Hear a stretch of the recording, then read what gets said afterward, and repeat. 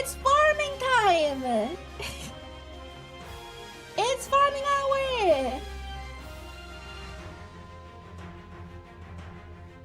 How you guys doing? Hi Julia, Reggie, how you guys? How are you guys? Chilling? Nice. Being fine, just tired, same.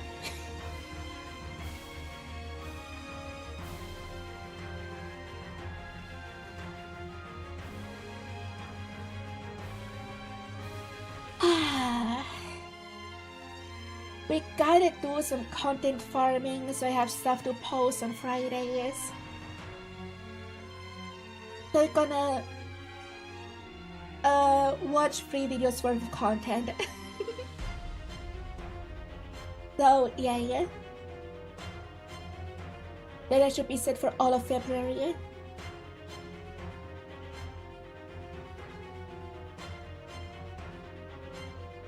And that's fun.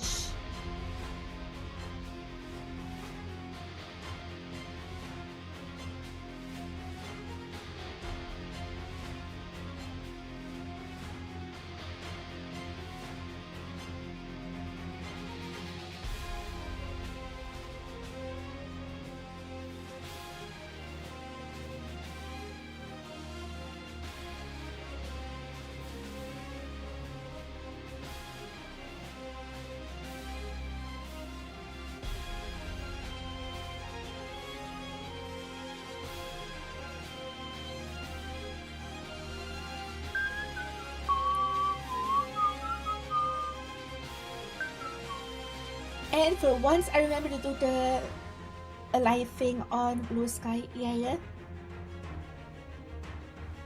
But okay, we are gonna watch a Monster Hunter lore video, another internet story video, and then some more D&D shorts. That's the plan. So yeah. If we still have time afterwards, we could just slap another video on top of that. We'll see.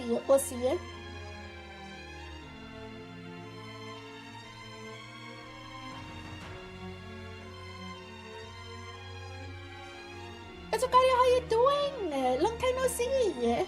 Hope you're well.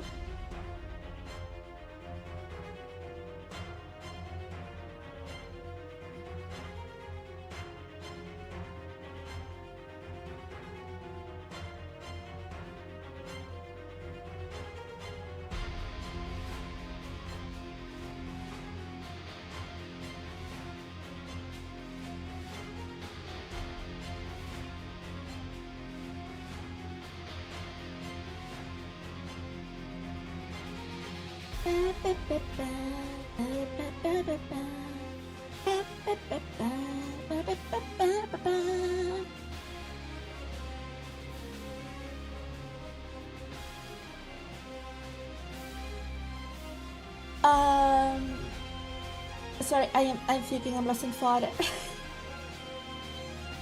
You speak French. The only thing I can say in French is "Je ne comprends pas français." That's the only French I can speak. But indeed, what is appearing at the register of background, that's valid. Hey Drizzt, how you doing? Also long time no see. How you doing? And hi Zach.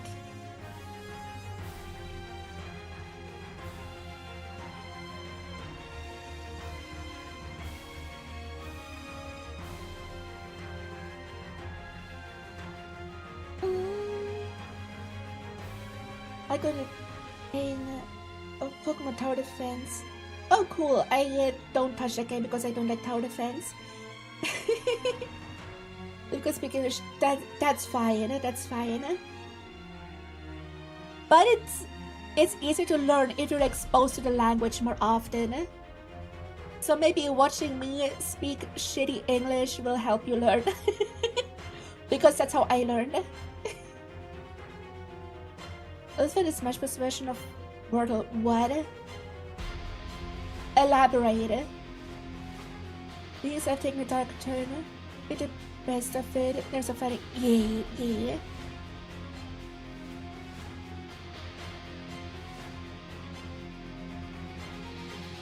Is it translate to help you? What, to read French messages? No. That is way too much work. I can't be bothered to do that.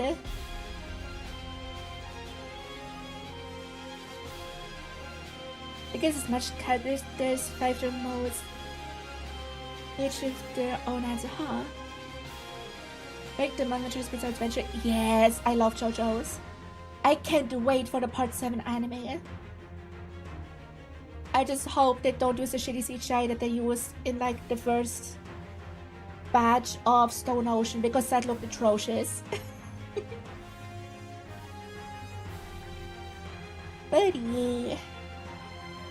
I like JoJo's, I like One Piece. But okay, guys, we're gonna start by watching another Monster Hunter lore video by Rage Gaming. More accurately by Cotton. About the history of the Black Dragons. Which I know basically nothing about. I know Fatalis is a Black Dragon. The final boss of 𝘕𝘴𝘦 is a Black Dragon. I forgot his name. There's another one from the 3rd gen that is a Black Dragon, I think. I could be wrong. And apparently 𝘕𝘪𝘯𝘵 has a Black Dragon DNA. That is all I know about Black Dragons. So it's gonna be interesting lore to learn. So yeah. I feel like just in time we're gonna start watching the first video.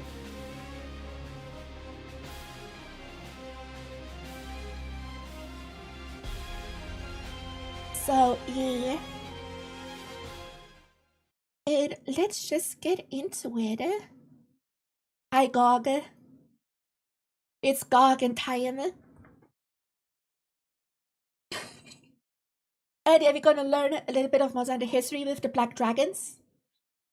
Again, I know barely anything about Black Dragons. I know Fatalis is one. The final boss of Ryu is one. I think another dragon from the 3rd gen is also one. And 𝘕𝘪𝘯𝘵 is apparently also one. Or has DNA of a Black Dragon. Or multiple Black Dragons, who knows. So, we're gonna have Cotton yap to us again, like last time. So, yeah.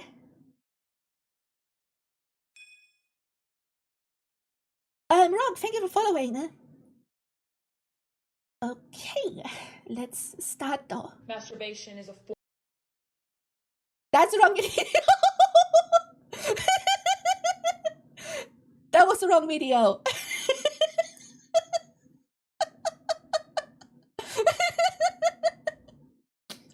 Anyway, Black Dragons. Get someone clip that is way too funny. Okay, let's go. Form of. Bitch! Hold on a second. Am I a black dragon?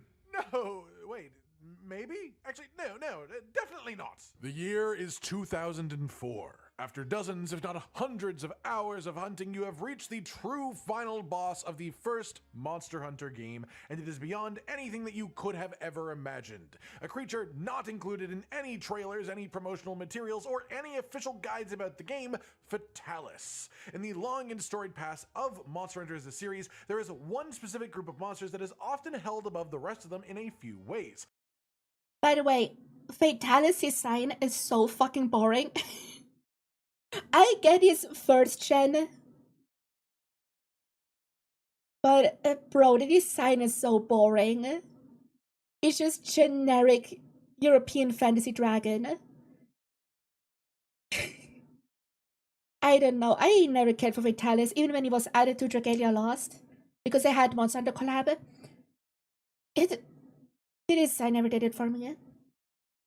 I'm Superman, I see Gog and I click Specifically ballad. in terms of their status in the lore, their level of power within the lore, often considered creatures with so much power. By the way, is the audio good? I often get comments about the audio being too low. Do you hear Cotton well? Just asking. That they could destroy the entire planet if they felt like it, and the fact that they were never actually talked about or shown in any capacity by the developers outside of the game itself for a very long time, almost as if Capcom themselves were hiding their existence. And also, of course, just how these monsters were treated as fights in the games too. And these are the Black Dragons, also known as the Forbidden Monsters or Dangerous First Class Monsters, all of which are community-coined terms to categorize these specific creatures. The Black Dragon moniker first became a thing because of the title system. All monsters have titles officially attributed to them. Duramboros is the Tail Hammer Wyvern. Zamtrios' title is the Transforming Shark. They tend to be fairly literal, and usually a monster's title is unique compared to other monsters. Black Dragons are the sort of exception. The translation of Fatalis' title is very literally just Black Dragon, nice and simple. Elatrion's title is the Blazing Black Dragon, so Black Dragon with a modifier in front. Dire Morales' title is the was when I was Molten thinking Black of Dragon, about or it. Smelting Electron Black is Dragon third is another common generator. translation, but again, it's Black Dragon with a It is a modifier few boss, in front yeah. of it. Generally speaking, we do also I think they went with that because Vitalis is very different than the rest of the design. This is the monsters have places in nature, Vitalis is not. So yeah, it's kind of boring. Yeah. Like in isolation, lore-wise, super cool. But in isolation, just the design is so generic. Crimson Fatalis and White Fatalis, also known as Old Fatalis, when talking about Black Dragons, because they are variations of Fatalis himself. It's never officially stated, it's not like a lore-driven thing, but according to the internal naming system that they use for monster IDs, Crimson Fatalis is considered a Fatalis subspecies, and Old Fatalis is considered a Fatalis rare species. So they're like the equivalent of Pink Rathian and Gold Rathian as a bit of a comparison. That said, today I want to go back and talk about the sort of evolution of these monsters from their original versions in their first appearances, what made them special, how they functioned, and how these fights have evolved into the modern games, with 2 Black Dragon fights already being properly remade into some of the best fights in the series. And while it's technically not a Black Dragon or even an Elder Dragon at all to begin with, I also want to talk about how this contrasts with 𝘕𝘕, who is intentionally designed to show that he was created from parts of Black Dragons, and so he uses moves or effects that are otherwise associated with the Black Dragons, including ones that have otherwise not returned to the modern games. Basically, I want to talk about what the term Black Dragon has meant throughout the years, how it has changed both to the players and to the developers when designing these fights too. Starting off at the beginning then, we have Fatalis. To unlock his quest to begin with, all the way back in the original Monster Hunter, you had to have completed all online quests, you had to be at least HR 20, and the last requirement I see people disagree on pretty consistently because it was never actually confirmed in any way, is usually being said as 100 total large monsters hunted, or specifically 50 Rathalos and 50 Rathian hunted. It was never really agreed upon. That to say, it had a hefty requirement just to unlock the quest to hunt the monster to begin with. Not only was he the final boss, but he was a final boss behind hidden hurdles. Once you got into the fight, what you found was a big, imposing, regal creature that almost looked too simple. For a game with monsters that range from 𝘕𝘴𝘦 to Kezu to Monoblos to Kirin, they're all pretty wacky, strange departures from real-life animals, and I don't mean that in a bad way. I mean that they are so very clearly monster hunter monsters. They are designed to be what they are, to be interesting and cool, and in some ways also lovable. Fatalis, on the other hand, is very closely designed like a typical Western fantasy dragon from like mythological stories of various kinds.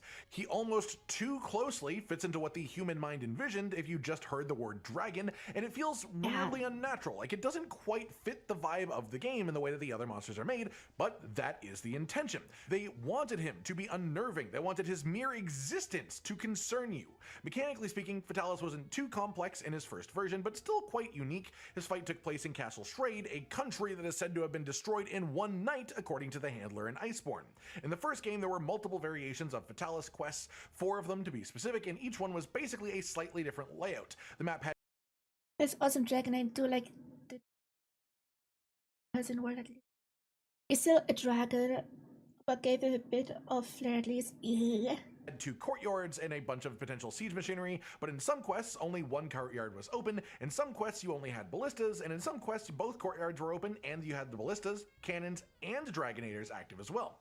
The reasoning for this was how you hunt Vtalis. It's not generally a one hunt and done type of thing, instead you would get a heavily shortened quest timer of only 15 minutes, and if you reach a damage threshold the quest would just end successfully with the repel. Vtalis would leave, but then the next of the Vtalis quest that you go on, the damage would remain. So essentially it's one fight drawn out over multiple quests done in a row, really emphasizing how big and scary this monster actually is. As far as his moveset, it is a really cool mechanic that you have to basically fight him twice, but damage carries over. That is really cool. Why don't they do that anymore? Pretty limited, slow and lumbering, but incredibly powerful, to the point that coming in contact with the monster just while he moved around would hurt you. Not to mention getting hit by his actual attacks, of course, too. He only really did things like generic fireballs, some tiny little forward bite attacks, a little bit of a charge and some tail whipping shenanigans, and a little body slam as well. All of these attacks are super slow and don't look like they should be that impactful, which makes it even more terrifying that most of these would one-shot hunters even in endgame armor. Vtalis himself then stayed pretty. Wait, I think the last time there was you have to hunt it twice to actually slay it was Nakarkos in Shiyu, I think. If I'm correct. Does anyone know who played all the Monster Hunters? Because I still only played Wilds, a bit of Frontier, and I started playing Rise recently. So I am not too familiar. But from what I've heard, much the same when returning to the next few games, aside from things like his quest timers changing, and by the time we're talking about 4th gen with Generations Ultimate, for example, Vtalis does not carry health between quests anymore, so you can technically repel him just so it isn't a failed quest, but you don't get the kill. Second word was it? I haven't played World, so I wouldn't know. And it doesn't make subsequent quests easier either. With Monster Hunter G, or Monster Hunter Freedom, which was the portable version of the same thing, the G-Rank expansion for the base game, we got our second monster to talk about today, which is Crimson Vtalis. Visually, this is just Vtalis but red, and with one wickedly overgrown horn. He is fought atop a volcano instead of in a castle, and with no siege equipment to help out while you're attacking him. He has a bit less variety of his physical attacks, but he gains a lot more fireball-based attacks, and he can also summon meteors down from the sky, which is sort of like the signature difference from him compared to regular base Vtalis. He still was very dangerous just from his general body movements as well, and this version of Vtalis was almost like fighting an artillery cannon with spikes on the side of it, which is even scarier when the flying artillery cannon tries to slam into your face from the sky. Crimson Vtalis moved less, but caused a lot more chaos and danger for anyone that dared to exist nearby, and the lack of siege weaponry didn't really make it easier either. At the start of the quest, you had to immediately move forwards, and if you didn't, you just died. This was something that the developers knew was in the game because they found it while playtesting, but decided to keep it because it sort of fit the aura that they wanted these monsters to have. And it also had what players called an armor mode, which is something that it would enter at. So they kept in a one-shot because they thought it's funny, basically. That is hilarious. Certain points of the fight that made its body literally harder. It made weapons bounce off of most of its body parts without extremely high sharpness or a skill to bypass bouncing. But other than that, it worked quite similarly to regular Vtalis. Multiple quests, multiple repels before you're ready to go in for the proper kill, and like with Vtalis being the sort of final boss of the original Monster Hunter, Crimson Vtalis was considered the final boss of Monster Hunter G and Monster Hunter Freedom. As I said earlier, by monster IDs behind the scenes, Crimson Vtalis is technically considered a subspecies, though this isn't canon or a lore thing in any sense, it's just a technical categorization. But if we were to go by existing logic of what the monster variations are in the series, Crimson Vtalis is supposedly a Vtalis that survived from the first game's fights, grew a wicked horn, and got a lot angrier and redder in the time that followed, developing extra moves that it could use in the process, which would essentially make it like the grandfather of all deviant monsters from Generations and Generation Ultimate, which are all monsters that survived a very difficult near-death experience and then grew and mutated in strange ways. The final boss of the original PS2 game, the final boss is Vtalis, but this is the PSP version of the first Monster Hunter, which is expanded, and the Crimson Vtalis is the final boss. In the second generation, we had the addition of a third monster to this grouping, which was 𝘕𝘴𝘴𝘶, who as of just a couple of years ago has been in the process of a name change to 𝘕𝘲𝘴𝘴𝘶, as Capcom has decided that they prefer the name 𝘕𝘲𝘴𝘴𝘶 for him for whatever reason. Honestly, I am hopeful that this name change means that he'll be making a return, and I feel like being the final title update of the expansion for Monster Hunter Wilds is not that unlikely based on the breadcrumbs we've been given so far. It's just As I said, I'll be 𝘕𝘴𝘴𝘴𝘶, but calling him with a beard. 𝘕𝘴𝘴𝘴𝘶 for the rest of this video because that's what I'm used to calling him, and it just fits the naming convention of Crimson 𝘕𝘴𝘴𝘶 as well, of course. 𘕕𝘴𝘴𝘴𝘶 was meant to be like a cosmic horror evolution of the creature, even more mysterious than the other 𝘕𝘴𝘴𝘶s. Phytali? I don't know what the plural for these monsters should be, but I hope I never have to actually find out in the games. This 𝘕𝘴𝘴𝘶 is white, of course, as the name implies. He's got a big fluffy beard, and his original version in Monster Hunter DOS was fought atop the tower. He uses red lightning instead of fire, and for a long time people have just generally called this dragon lightning because of the coloring, but in technical terms it is just a red colored lightning. It doesn't actually do dragon element or anything like that. As far as his actual attacks and mechanics, he's actually surprisingly similar to the other Phytali. He of course replaces fireballs with new red lightning attacks. He can call lightning down from above in similar patterns to the meteors from Crimson 𝘕𝘴𝘴𝘶, but of course it's lightning instead. He has some lightning added to some of his standard 𝘕𝘴𝘴𝘶 melee parts of the moveset as well, just to make them a bit more dangerous, and he has an armor mode like Crimson 𝘕𝘴𝘴𝘶 where he will just make his scales harder and make you bounce off of most body parts without massive sharpness or the skill to ignore weapon bounces. I know a lot of players loved using Gunlance for this monster in this game due to Gunlance shells ignoring hit zones and bouncing entirely. He did also get a cool Fun fact, but none of 𝘕𝘴𝘴𝘶's armor is considered a bad omen. 𝘕𝘴𝘴𝘶's armor is seen as a good omen. That is interesting. What should you know about Dryas? I give spoilers to myself for the fights. The last hunt I did was Magnamalo in Village Quest. That's the last one I did. And I think I did a 5-star gathering quest so far. That's it. special attack where he flies up on top of one of the runes on the side of the tower.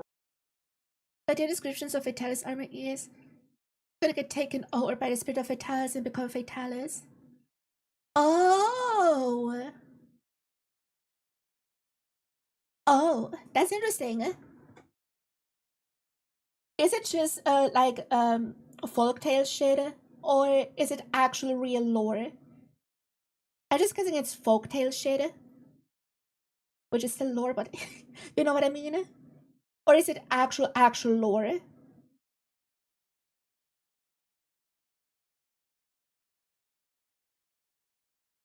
Just armor lore.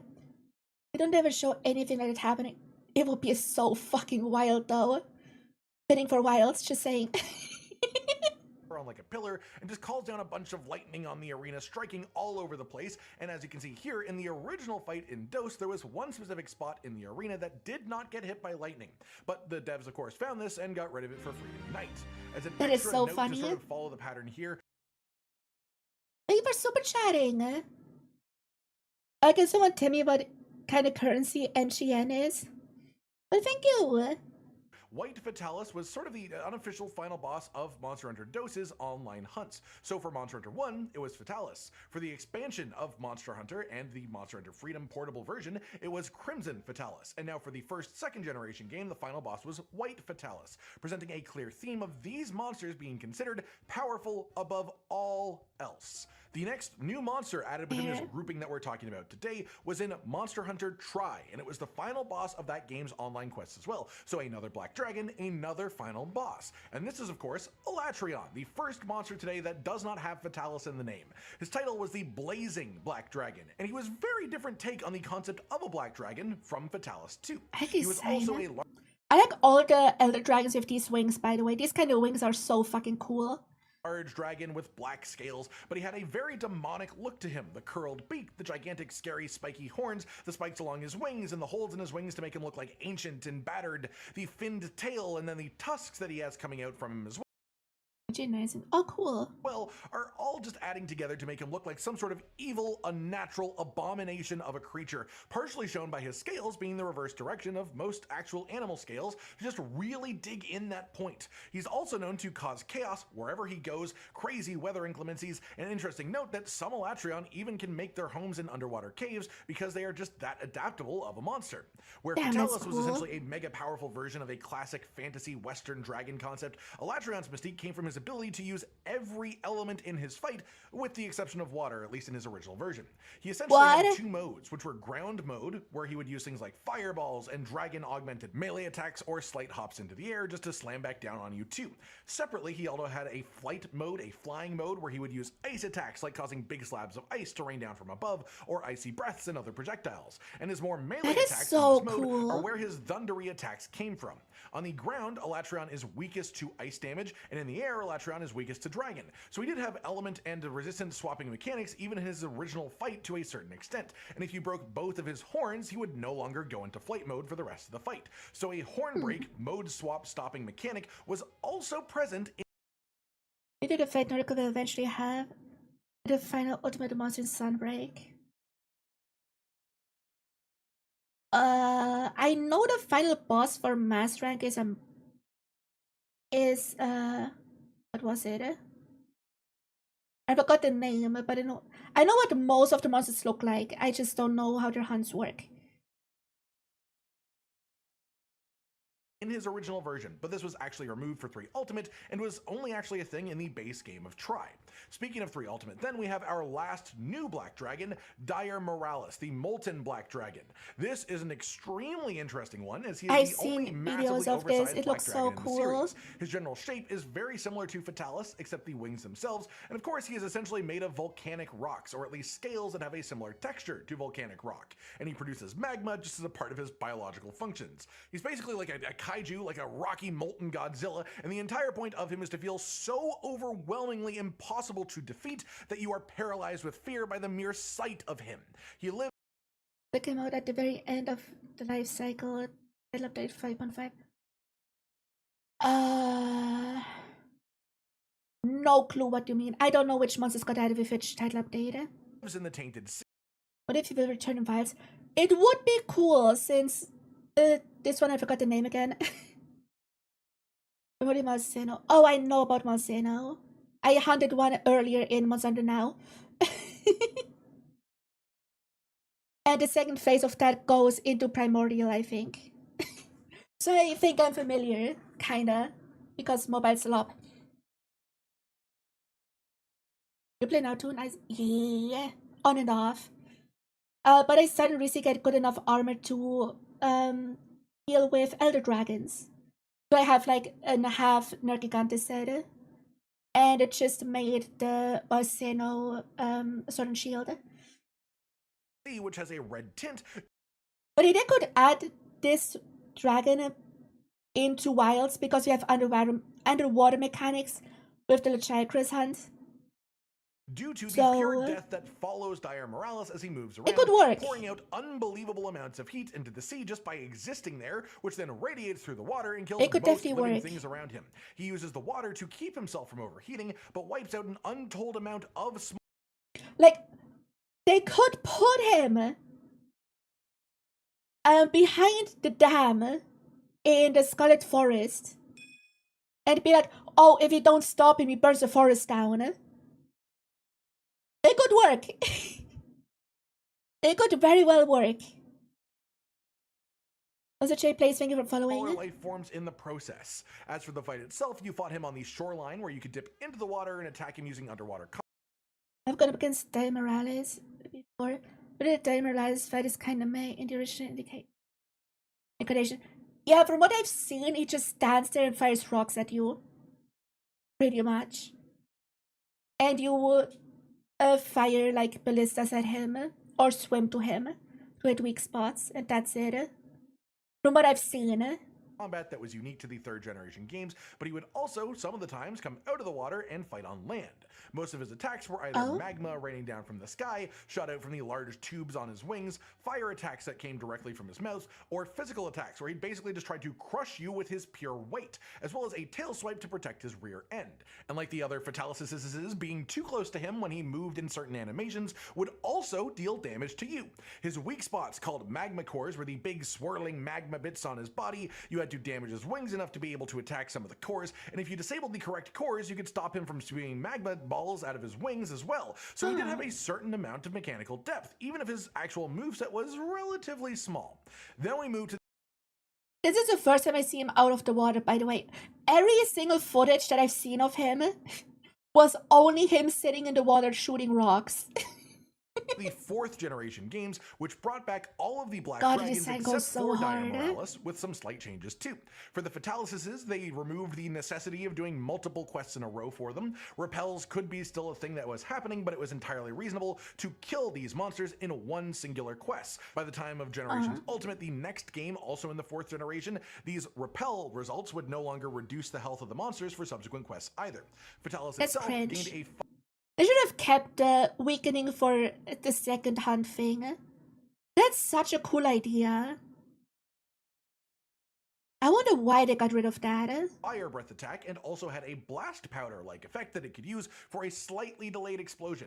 It also gained a fireball animation from 𝘠𝘴𝘠 moveset too, and some other moves from 𝘠𝘴𝘠 sort of animations as well. And the new bite attack it gained as well that could give you the Dragon Blight ailment. Crimson Fatalis got the same new attacks as regular Fatalis for the most part, but lost the armor mode mechanic that it previously had. In the G rank version, it also got a sort of heat aura attack that it could do and release during certain animations to apply environmental damage to nearby hunters, as well as applying fire blight to anyone too close to it during certain animations. Oh, environmental damage. I guess that's kind of similar to 𝘕𝘠𝘓. Because 𝘕𝘠𝘓 also does environmental damage if you're too close. That's cool. Too, really just sort of amplifying the feeling of absurd power just emanating from his existence. White Fatalis returned in Monster Hunter 4 Ultimate as well, being fightable in Castle Wigan is going to go over image for the Iceborne Fatalis as well. Probably. Trade now, but a variation of the map that had a big, terrifying black hole-looking vortex in the sky. He has similar new attacks to base Fatalis, but lightning-based of course, and unlike Crimson Fatalis, he did not lose his armor mode, instead having the armor mode swapped to just being Makes active when he is sense. enraged, instead of how it used to work before this point. He also gained a new super attack reminiscent of his old sitting on top of the tower pillar, but this time flying towards the vortex in the sky and then screaming as lightning rained down from above. In Generations, Elatrion returned, but only with some very minor changes. Then we hit 5th generation games, specifically the Iceborne expansion, where we had remakes of 2 of the Black Dragon monsters. The first one we had happen was Elatrion, and an important note is that this is the first time any of the Black Dragons had been given a monster icon to represent them, instead of the old question mark symbol. In Iceborne, Elatrion had been heavily revamped and reimagined, but kept a lot of the same design philosophies and similar animations for a lot of his attacks.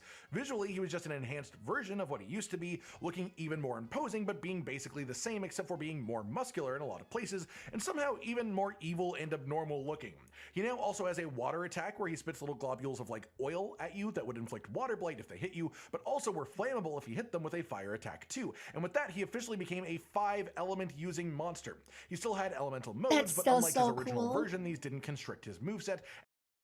Honestly, I want him in the expansion just because of the dual weapon thing in Wilds. Would make this fun a lot more fun, probably. When you can switch to adapt between his 2 modes, right? That would go so hard. Kind of similar how GOG works in Wilds. And they weren't locked to being on the ground or in the air. He could use pretty much any move that he People hated Legend so much when he came out. Why? The design is cool, using all elements is cool. Because of his elemental requirements. Oh, because he has different weaknesses depending on which mod he is, right? Probably. Let it do elemental damage to shut down his Nova. Oh. Damn it. Yeah, DPS check. That could work really well in Wilds though. Since you can switch weapon. Like, it works with the DPS check with Omega having to switch to fire for the Nacilla. It works with 𝘔𝘰𝘯𝘵, starting with fire for the oil phase, and then for the third phase you got the dragon. It could work really well in Wilds. He had in any of his modes. He went from having 2 modes to 3 as well, and instead of being tied to ground or flying, they were elemental, signified by the color of his glow. He would start the fight either in fire mode, where he was weakest to ice element, or ice mode, where he was weakest to fire element, and then which one he started in depended on the version of the quest you did. After a couple of minutes in his first form, he would then switch to dragon mode, in which he was weakest to dragon element itself. After a couple of minutes in dragon mode, he would then do 𝘕𝘠𝘴𝘦 𝘊𝘵, which is his new big supernova attack that just blasted the entire arena with unavoidable damage. By default, this attack is strong enough to one-shot any hunter, but the power was reduced in multiple stages depending on how much elemental damage that you did to him during the first couple of phases of the fight. And if Oh, so it kind of works like 𝘔𝑰𝑚's ult in Wilds. The more damage you do, in this case elemental damage specifically, the weaker the ults. Oh, I can see why people didn't like that. Oh, yeah, I get it now. I get it now.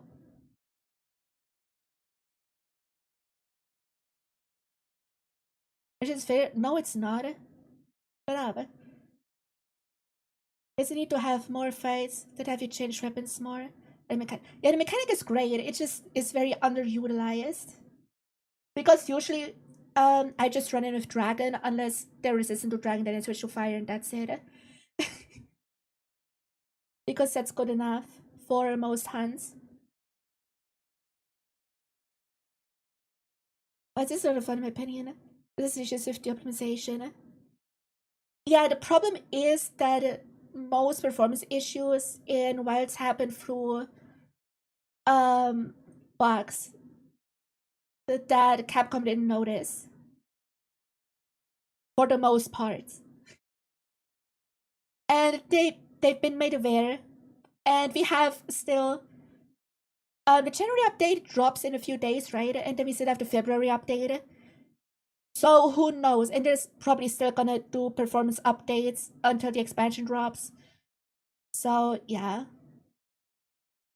I think it will be fun. Also, I play on PS5. I never had issues. So yeah.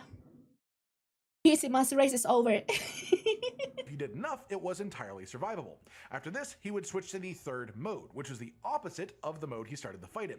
Move to dragon mode for a bit after that, and then 𝘕𝘠𝘴𝘦 𝘊𝘵 again, and then repeat that cycle over and over. If you broke one of his horns, which you could only do when he was in dragon, I guess the optimal way to beat what's his name again? I forgot it. Hold on. I forgot it. Alatreon is Alatreon is to hunt with people who all have different elements for the different phases, right? Is that the optimal way to hunt him? Because of the different phases? Not gonna have the same elements. Huh. But he can only do proper elemental damage in one phase of the 3 he has. You can force him to stay in the original element by bringing his. Oh, true! True, I forgot about that. True. So you pick an element that he's weak to in the first phase and just bonk his head over and over. Damn. Can he still use his ult if the horn is broken? Probably, right? Mode, he would then not switch to the opposite element mode after 𝘕𝘠𝘴𝘦 𝘊𝘵. So if you break a horn in a phase where he started with fire mode, he would then. I can't wait to stream World at some point. But I think I'm gonna stream Rise first, once I get to it. And go back to fire mode after 𝘕𝘠𝘴𝘦 𝘊𝘵 instead of switching to ice mode. And you could use that to make your same elements effective consistently instead of needing to swap around in each phase. As a whole, this was very faithful to the original mechanics of the monster, but bringing them much more to the fore. Visuals in World were cross-platform. True, but it's hard to implement into that if it's not planned on beginning. Because You need to plan that from the beginning. You can't just throw that into a game that already is out. What I wish they would do is update Rise for the Switch 2 to also run at the same quality as the PS5 and PC version. I would love that. I started playing on the PS5, but I will stream the Switch version because more people have the Switch version. So yeah, I wish they would update the Switch version to at least go to 60 FPS. But on Switch 2, from what I've seen and heard, Rise has no more frame drops. So it's consistent 30, which is already good enough. Very nice for Rise. The first time I ever played Rise was on the Switch. Yeah. But the main reason I'm gonna stream the Switch version is because I ordered the amiibos. I'm gonna have the amiibos at the end of the month. So we can get the amiibo layered armor for the streams. And that's fun. Because you don't get them in the other versions of Rise. But yeah, I just wish that they bumped the FPS.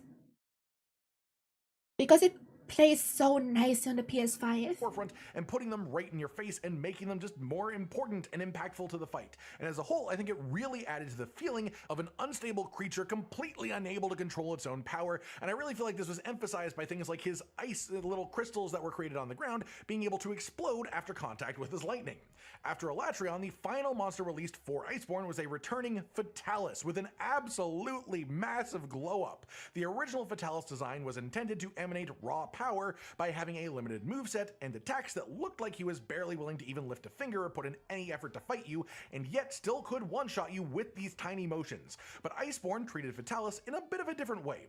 The arena was Shrade once again, but an updated version of it, and his moveset was sort of a lot of returning attacks, but with a lot more variations for his physical attacks and more variations for his fireballs. More varieties of breaths as well, including one of my favorite attacks in the series, where Fatalis does this like big fire breath in a cone that gets blocked by certain bits of terrain or by shields, so you can like hide in tiny little pockets of safety to not get blasted by it. And most importantly were two big new mechanics. The first was the super attack he was given, where at different thresholds of health he would fly up in the sky and shoot down a... It is a glowing red chest. Did they do the thing where they kinda gave him moves of Crimson and White Fatalis? Kinda like they gave Mizutsuno and Wild's Soulseer moves? Did they kind of do that for Fatalis in the world?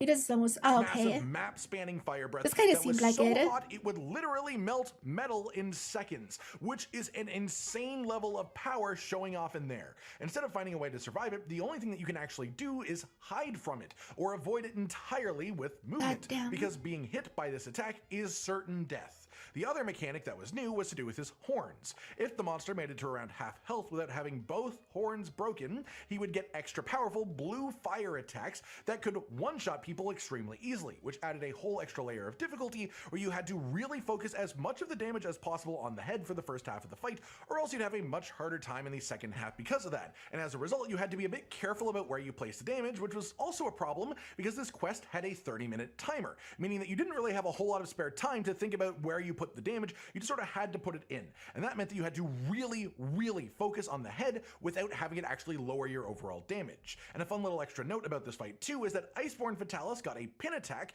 that brought a bit of its lore to life, in which he is said to have melted down armor from hunters, essentially embedded within his scales, strengthening his hide. Oh, that's so cool. Oh my god. But dude, 30-minute timer is crazy. That is insane for the final boss. And the pin attack that he gets in Iceborne just has him essentially heat his chest up, smack a hunter with his chest, and then they stick to him for a while, basically like burning onto him, and just a fun little nod to that concept represented in game. It's also worth noting 𝘕𝘕𝘠𝘴 while we're here, the adult version of 𝘕𝘪𝘠𝘴, who, while not a black dragon, his title is Red Dragon, and a lot of people theorize that he is on a similar power level to the black dragons, though none of this has ever really been publicly commented on. It's a verse of what the hunters do. Others kill the monsters and make armor out of it. Fatalis makes armor out of the humans. Yeah, that's kind of cool. By Capcom, so he's not a part of that group, but I like mentioning him while talking about these regardless. The final thing then to mention is 𝘕𝘠𝘴𝘕. I made a whole video back in the day talking about 𝘕𝘠𝘴 and how he is basically a culmination of the Black Dragons, an amalgamation of them put together using attacks that can be directly traced back to each of them, as well as some attacks from other monsters as well, potentially too.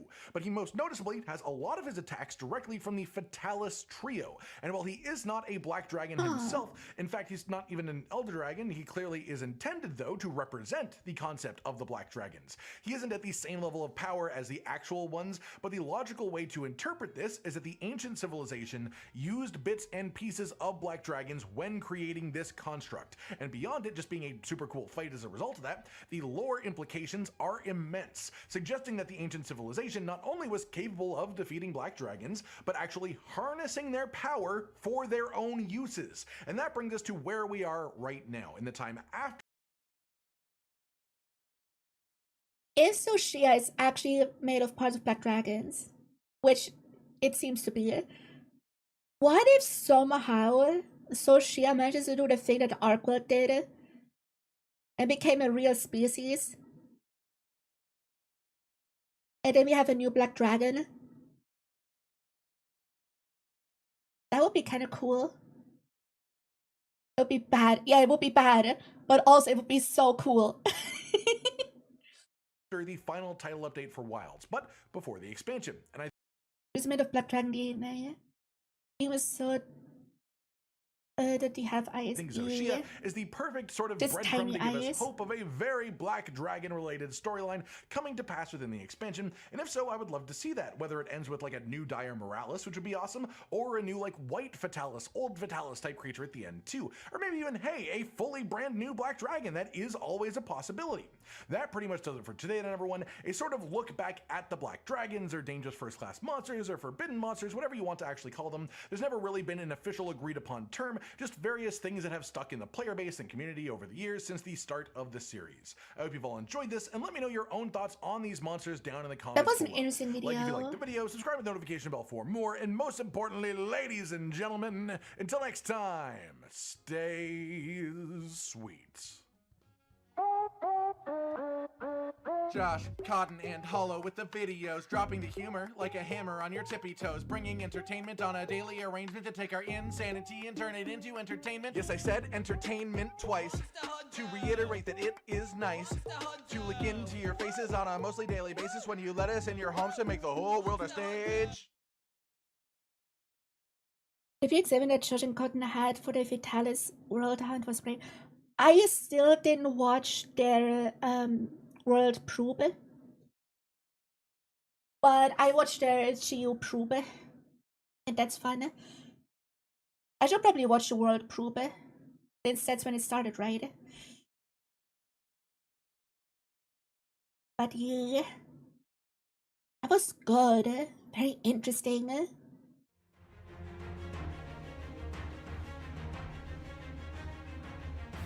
Little one spoilers for the fights. Yeah. To be fair, I just happen to see hunts from watching Monster Hunter videos, like in general, even if they're not dedicated to the specific hunts. But I've seen so much of World Fatalis or 𝘕𝘠𝘴𝘕, Behemoth, and so on. Do you think of Pellicos in Rise compared to Wilds? They exist.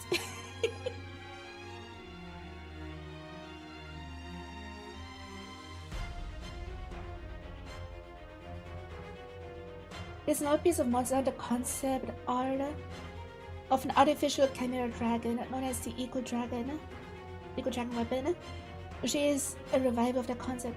Yeah, I heard about that. And there's an entire video about it that is in my watch later list, so I will react to that lore at some point. So don't worry. Do not worry about that. I will learn.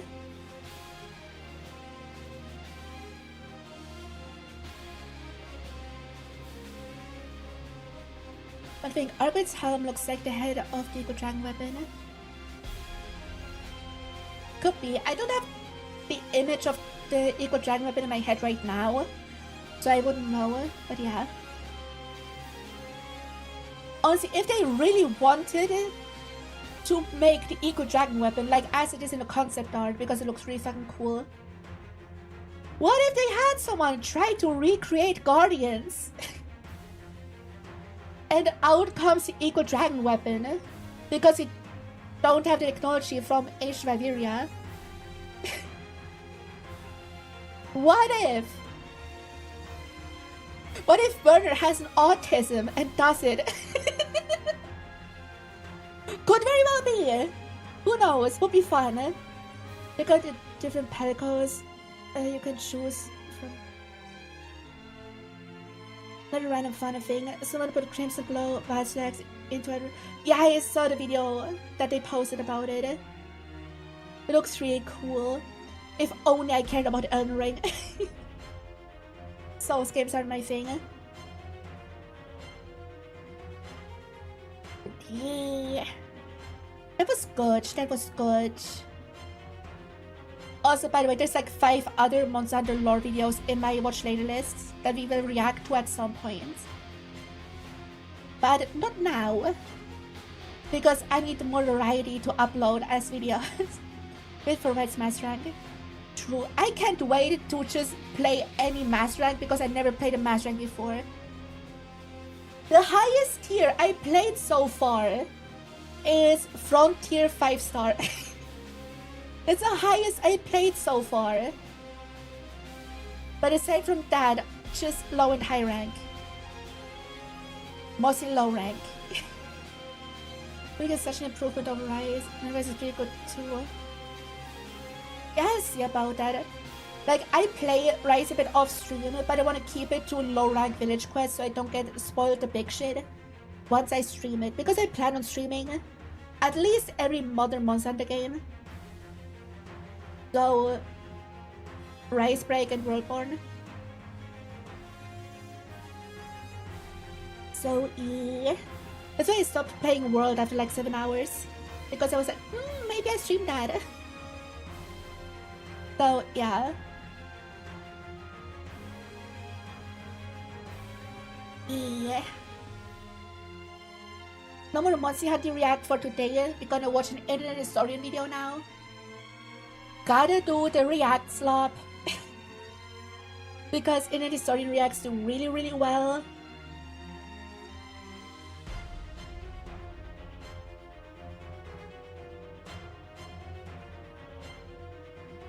Yeah, okay, if chat is shutting in on Rise. Look at my switch back out. I'd be happy to do this. Yeah, I think when I stream Rise, I'm gonna make it like alternate between village quests and hub quests. Probably. Like I do one stream just village quests, another stream just hub quests where everyone can join. We're gonna do it like that. Also, I just learned yesterday that the village quests only exist in low rank, which is kinda cringe. but I kinda get it. But it's cringe. So yeah, I figured it out. You guys have made me to get used to the game. Yeah, I mean that's just what low rank is. But yeah. By the way, for all you new viewers, join the Discord if you haven't yet. We sometimes add each other to play Monster Hunter together. Just saying. Also, yes, Monster Hunter Sunday. I stream Monster Hunter every Sunday. So yeah, be sure to join if you haven't yet.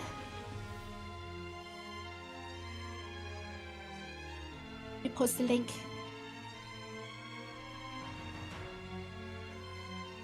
Okay. We're gonna go over to Internet Historian React. And we're gonna watch Man in Cave, which was the most requested react for me to do. Oh wait, I gotta turn off music. Okay. This was the most requested react for me to do. So let's do that. Seems interesting. Also, if it is what I think it is, it probably is. Ugh. Are you French? Ew, no. I'm not French. Shut up. I'm offended. I'm Swiss. But yeah, if it's a story about a dude being stuck in a cave, I'm gonna have problems with that because I have a traumatic experience with a cave. So I might relive that. Sorry for the re-upload, fellas. The original got copy struck. RIP. But don't worry, we are working on new main channel videos. Here's a sample of the timelines. In the meanwhile, incognito mode, which has a new video about every 6 weeks, and story mode, which has a new video about every This video would 4 definitely weeks. help you out, probably. Thank you for watching a second time. Also, video watchers, I read the comments. I heard you that the video is not loud enough, so I made it a bit louder. I hope everyone can hear Historian well. If not, yell at me in chat.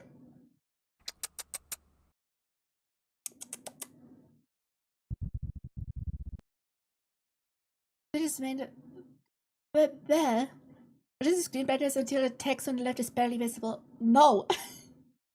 I'm not gonna change my fucking screen settings. Doing a set attention nature, blah, blah, blah, blah. Same notice as the last videos. Okay.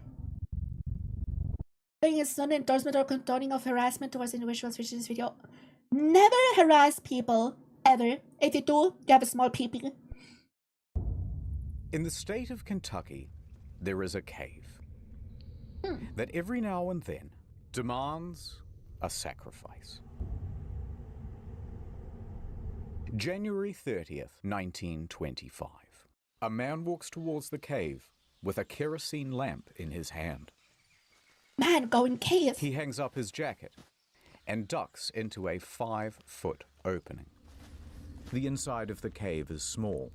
He has to go on hands and knees, crawling through passages of sharp stone and choking dust.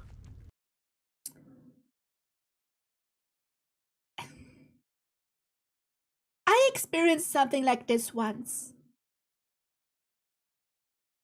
where I had to crawl through a hole and it scratched my back open while doing that.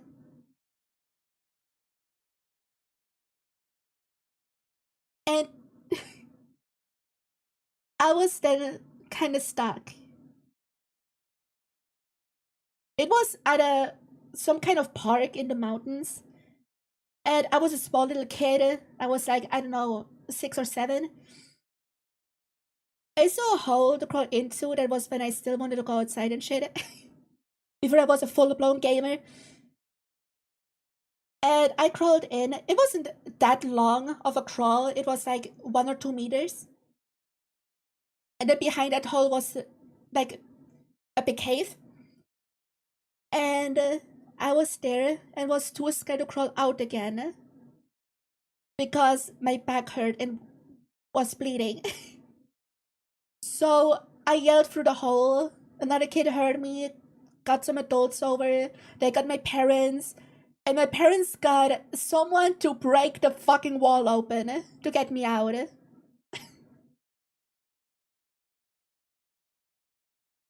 So yeah, this video will hurt me.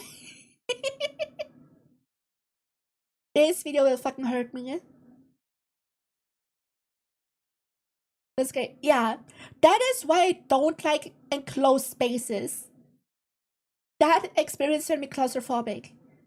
Like, I never close the doors in my apartment. The only door that gets closed is the fucking entrance. Every other door stays always open. I never close the door ever. Yes, I don't even close the bathroom door when I shit.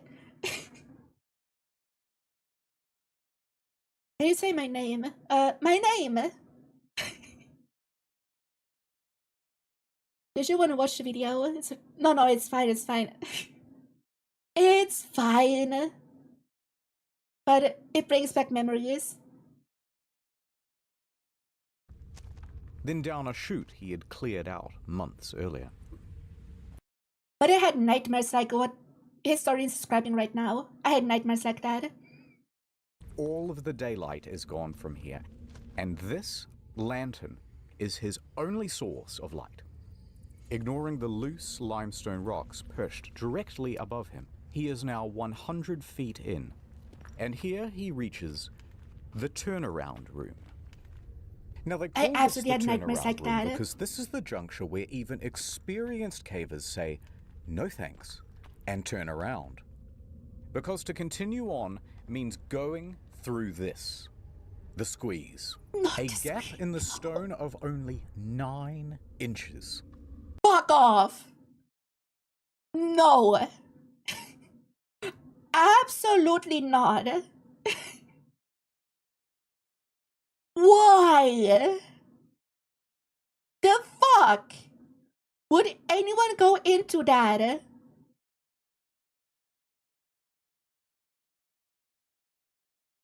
I can't get my thick ass in there.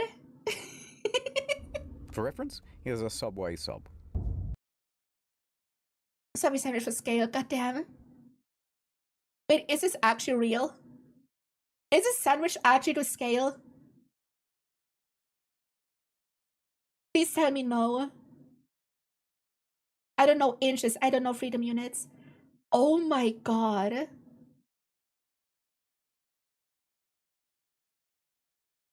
I wouldn't crawl through that space volunteer. I wouldn't scroll through that space if I was at gunpoint.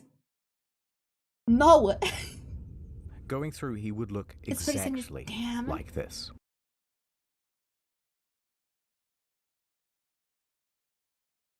Bro, why? The fuck would anyone do that? I don't understand cave divers. I don't understand them at all. His arms will need to be completely at their side, and he will need to exhale so that he can reduce the size of his torso. Fuck off. Gradually, bit by bit, he disappears into the hole.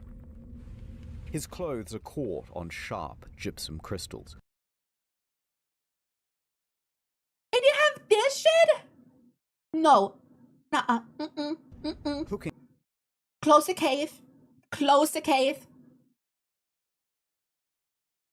Bury it behind rocks. I don't care. Put boulders in front of it. Close the fucking cave. God damn it. Into him and threatening to hold him in place. Using just his feet, he pushes himself forward. He reaches a wider opening at the other side. The real guy? Rather, why? Then crawls forward towards a ledge. Lit by the lamp is a drop about twice his height. Can someone translate 10 feet for me? There's already a rope here. He gently climbs down. His worn-out leather shoes touch the ground. It's his hole. It was made for him. This is as far as he can go. And it is time for work to begin. Work? What he is working on is another opening. About a 3-meter drop. Right. At the moment, it's too small for anyone to fit through. But he will chip away at it until he can shove himself right through the other side. Why? Because on the other side is this. An otherworldly cave structure dripping with pristine white crystals. What is this, Wilk? Like, this is beautiful. But is it worth it?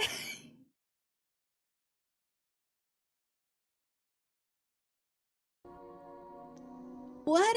Every day for months, he has been removing rocks from this crevice. To him, this is all just routine. So he shimmies further into the gap, his body contorting to the shape of the crevice as he wriggles his way in. Why? The walls becoming so tight that he can no longer use his arms. Then, about halfway, he stops. The lantern. It's starting to dim. He will need to go all the way back to the surface to refuel the thing. Is there things to die for like money? No. Money can't buy a life. Shut the fuck up. But dude, if the lantern goes out, it's completely dark. How will he find the exit again? Size. He slowly shuffles back out, pushing the lantern with his shoulder. Then, oh no. Ding, crack, darkness. He has knocked over the lamp, and it has broken. The man breathed deeply and relaxed. He had been in worse situations before. How can it be worse? What? Bro! How could he be in worse situations? And he was confident he could navigate his way to the surface through feel alone. This poor guy, no, this stupid ass guy. He searches around with his feet to find something he can push against. No. It's gonna be unstable and collapse. It's gonna be fucking unstable and collapse on him, and he's gonna be stuck forever. He can feel bad in a situation even though he's doing dumb things. Something, he thinks. But what he doesn't know is that he's pressing against a loose rock on the ceiling. As soon as he puts his weight against it, it comes free. A solid piece weighing 15 kilograms lands directly on his ankle. It aches. But he's okay. It doesn't feel as though his ankle is broken, just badly bruised and caught under. But he can't get it out. This squeeze is too small to get his foot out. Beneath the rock. So he shuffles to move the rock away. Suddenly, gravel. A lot of gravel. Of course. It falls onto his feet, his legs, his torso, and the weight of it all forced the rock harder down onto his foot and locks it in place. Every time he tries to move, more rubble falls, holding him tighter. He is stuck. And that's, dear viewers, is why don't go into fucking caves. Cave's scary. Don't go into cave. Never go into cave. God damn it. This is Sand Cave. This man is Floyd Collins.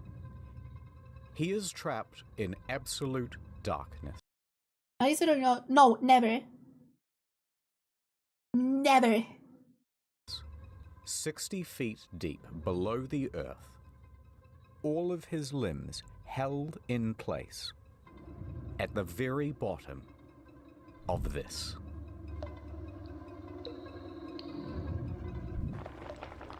Bro.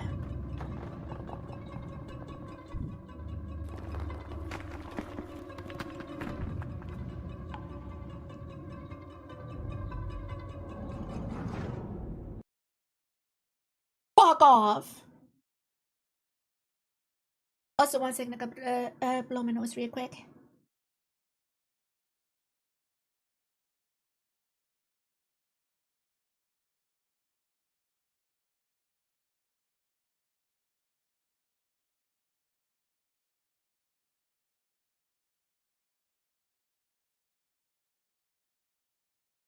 Oh my god. And we have an hour counter in the top.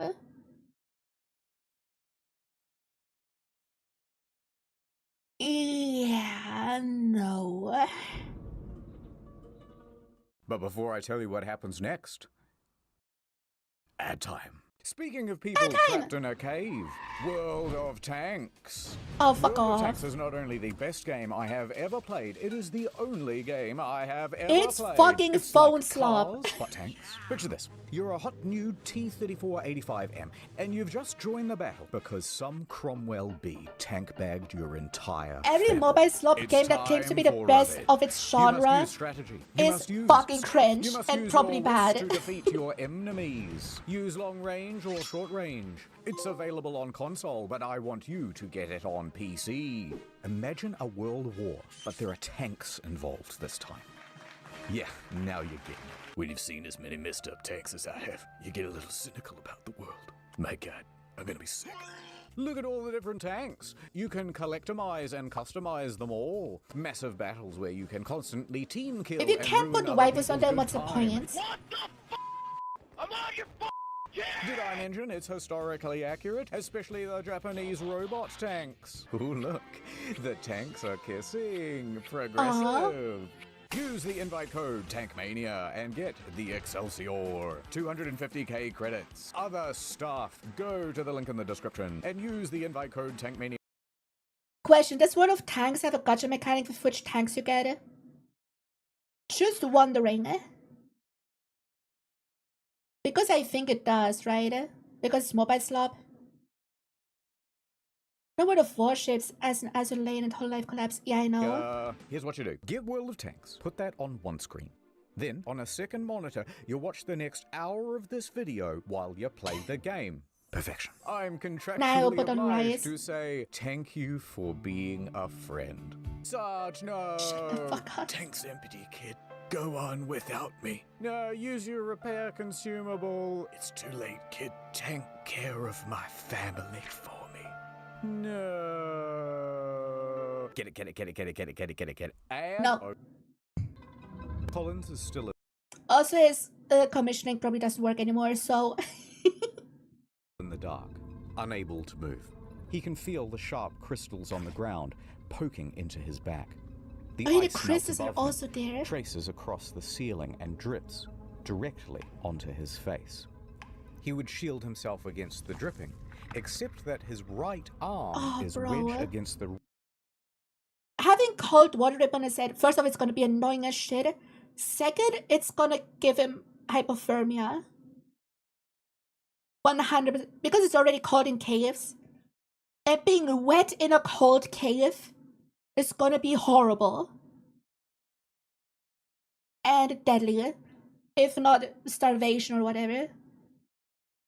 roof of the cave, and his The water drip thing is also a torture method. Yes. left is stuck in place underneath his torso. The cold water dripping onto him pools underneath him. It pools? Of course it does, but bro! In 12 Celsius, bro. No. Floyd took slow, It wasn't that fantasy, steady yeah. breaths in the concentrated dark. When he did attempt to shuffle, more gravel and rocks would tumble from Stop above shuffling. and pile onto his feet, so nothing would work. He raked his fingers against the wall until blood pooled underneath his nails, and he realized that there was only one option left. Yelling. Call out for help. But wait. Who is Floyd, and why did he even go into a dangerous cave? Give us the lore. Floyd started his caving career at the tender age of 6. Growing up, exploring the caves of Kentucky was practically all he did. He would go off on his own, disappearing into the caves for many hours at a time. Have you seen that movie, The Descent? It was a lot like that. He grew up and he became embroiled in the Kentucky Cave Wars. Now, there's What? way too much to go into here, but the summary version is there's this huge network of interconnected caves called Mammoth Caves. It's actually the largest cave system in the world. And there's a city right in the middle of it, Cave City, real name. So of course there are dozens of cave entrances on private property all over the place. Now farmland course, in this region privately has very owned. poor soil and things do not grow well here. So cave tourism as a source of income quickly became the prominent thing. However, Bro, there was so little to do in the fucking 30s or 20s or whatever that you go look at caves. Bro, imagine living in a world pre-internet. That must have been so boring. a problem. There are a very large number of caves, but there are only a limited number of tourists. So competition And so the risk is life for tourism. I mean, if like, for example, his town was fucking broke and that was the only way they could make income valid, But if that's not the case, fucking stupid. I guess can be very pretty. Then we go into an unexplored cave though.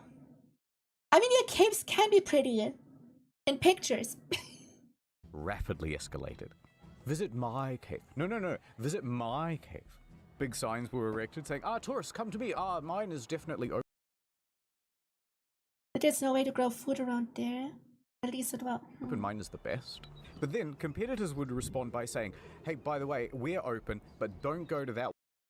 Maybe people now still going to caves.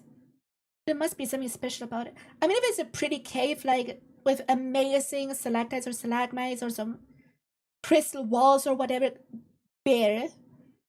But just a normal ass cave, why? One over there, it's really shitty. In fact, it's dangerous.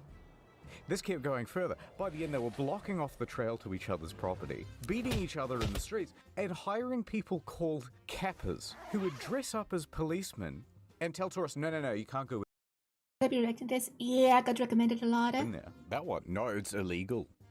Despite the fierce competition, Floyd found a cave on his property and he started advertising it to tourists. Of course, very few came. All right, he thought, what if I found something really special and unique? Then surely people would have to come to my cave to see it. So he kept exploring and exploring until he found this hollow. It was filled with big gypsum crystals, and when you were in there, it felt like a completely alien world. But it was barely accessible. This small tunnel is the only way in. He would need to dig for months to open it up to tourists, but he knew he could do it. Back to the competition. It also needs to do, make it actually accessible to tourists. Like digging through that little hole is not going to attract tourists. You need to actually dig a proper way to that cave. Like, buddy, come on. No one said he was smart. Fair. They knew the value of this cave. They knew the potential, they wanted it for themselves, and they wanted Collins gone. A few months prior, a group of 5 men showed up to his farm unannounced. Hand over that lease, Floyd, they said. Floyd, of course, refused. So they turned to violence, knocking him down and savaging the helpless man until Homer, Floyd's brother. Wait, is that the face of Sumito? That's hilarious. Came running out of the house with a shotgun. But Floyd was not deterred. As a chick, tourists hate crawling. Tourists hate any small inconvenience. He spent 12 hours a day, every day, for months, clearing gravel and stone, chipping away at that passage. He would open it up to tourists, make his cave an incredible attraction, and make his dreams come true. Hey! Is anyone So there's Floyd in the dark, yelling out for help, yelling into the pitch black. After a while, his voice would give out, and he would have to sleep to recuperate. He would then wake sometime later, remember where he is, and begin yelling again for help. Here he remained in the dark for the next 23 hours. Brother. Quickly you might... Tourists, this is cave of Wi-Fi. I mean, nowadays the cave probably has Wi-Fi. Probably. wonder, how come no one's... I mean, in Switzerland you can get Wi-Fi in the mountains. So, caves are probably not out of the question. come for him after 23 hours? Well, Sand Cave resides on a 200-acre farm. There are several homes on this property with other families.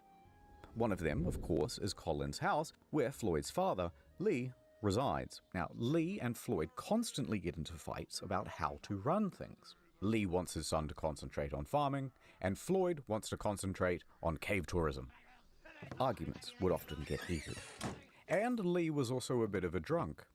It was doubtful that he would even notice if his son Floyd was missing. Also not Great helping dad. things, Floyd regularly lodged at 2 other homes on the farm. So when he didn't return to one host, they would presume that he was staying with the other. And, even worse still, he was known to occasionally sleep in the cave, doing stints of up to 30 hours. And this is gonna take like 5 days until people notice. Wonderful! Great! It's really like Effie father, true. They get stuck like that, I would be scared to death. I mean, he probably is scared to death now. But the worst thing is, if nobody ever notices him, and he just dies of thirst or is starving or whatever, he can't even kill himself to fasten the process. If that were the case. Like, bro. just never go into caves. yeah, without resurfacing. Regardless, around the 23-hour mark, a few locals started to suspect that, hey, something might be wrong, and they went to check up on him. Okay, it didn't take And like 5 here, days. They spotted his jacket, still hung up. Unusual. They went deeper. However, there was only one person small enough to make it as far as the turnaround room. This was a 17-year-old Jewel Estes. He refused to go into the squeeze, but if he yelled, Floyd would probably hear him. Floyd! And Collins yelled back. Yes, I'm here. Estes emerges from the cave. Okay, we know he's trapped, and we know where he is. So, a whole troop of locals show up. Out of my way. Say a bunch of men who would confidently charge into the cave. Yeah, big manly man who gonna give up in 5 once minutes. they reach the final squeeze. Nope. Yeah. Nope. Nope. Irish brick, strong, manly man, a dude bro, whatever. They talk big shit until they actually have to do something. People don't change, only the times change. They would charge straight back out again, saying things like, There's no way any man could fit in there. out of my way, they would say as they were heading in the reverse direction. So a few more hours passed. Word would spread around Cave City and the neighboring areas. Slowly, a crowd formed. Sensation seekers are approaching.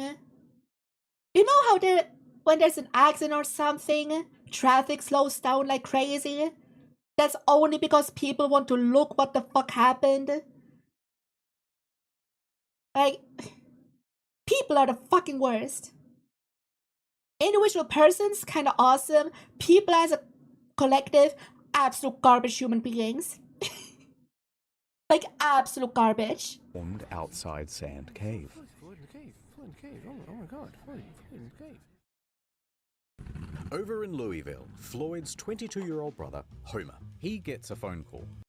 I love that fucking picture of Smino. It's fucking hilarious. Hello? I see. My brother. He's trapped in a cave? I'm on my way. Homer jumps on a coach and makes his way to Floyd's cave. Homer struts up to the scene. He walks past the growing crowd of unhelpful onlookers and makes a beeline for the cave to save his brother. In he goes, down the chute, through the narrowing passages, down on his hands and knees towards the turnaround room. And when he arrives, he does not hesitate. He squeezes into the hole, scrambles his way through to the ledge on the other side. He sees Floyd below and slides down to meet him. Floyd! Sup? Right, probably. Sup? I've been stuck here for almost 40 hours, but sup? Sup, bro? But what a giga chat of a brother, holy shit. Wasn't that casual. Oh, I would never. Even if my favorite person was there, I would not get in there. I'm sorry. If you're my bestie or whatever and you're stuck in a cave, I'm not gonna save you. I'm sorry, you're gonna fucking die. And I mean that legitimately. Homer took a moment to shine his light around the area and assess the situation. It was not good. This rock formation is going to prove almost impossible to work around. Alright, so let's have a look. Floyd is here. The rock is here, pinning his ankle. He's surrounded by rubble, and there's a pocket of gravel above him, ready to fall. Oh god, there's more. Yeah. Remember, chat, don't go in caves. However, because this opening is so small, there are only two viable ways of reaching Floyd and that gravel. Option 1, the most obvious, feet first. But if you do this, you have to kind of squat. No. Do they have to go in upside down to get him out? And your own torso obstructs access to the rubble. No. Otherwise, option 2, come down head first. That will give you better access, but you're trying to move hundreds of pounds of gravel upside down. Worse yet, there's barely an inch around Collins on either side, so good luck getting your arm down near Floyd's ankle to actually free him from the wedged rock. Homer whips around and yells, Quickly, some food and drink. They send it through. But first, Homer gives Floyd a litre of coffee to warm him He's up. getting better and better, Then, yeah. as many sausage sandwiches as he can stomach. He manages to Sausage. down 9 of them. Dietary Valid. advice has changed since the 1920s. Food pyramids. Coffee is a sandwich, everything fucking else. By the way, if your food pyramid doesn't have water at the very bottom, it's a bullshit pyramid. Just saying. Feeling better? Much better. Then Homer went to task. He began removing rocks and gravel, tiny scoop at a time, with the help of an old syrup can.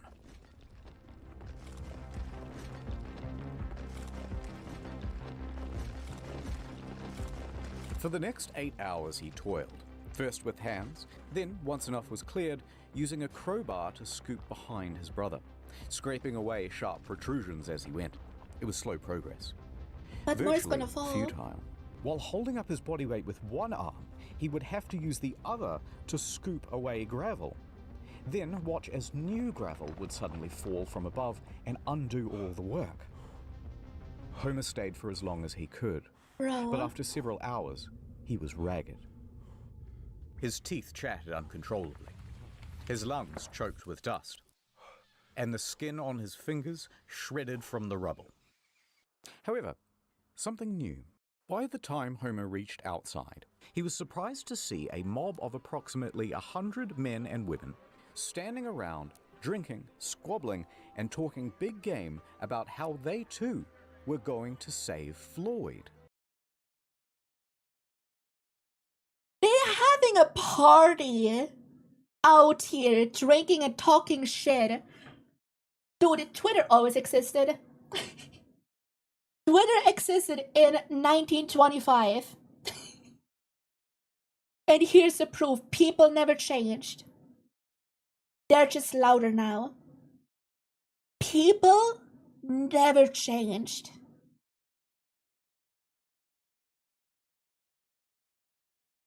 People are horrible. Humans being humaning, yeah.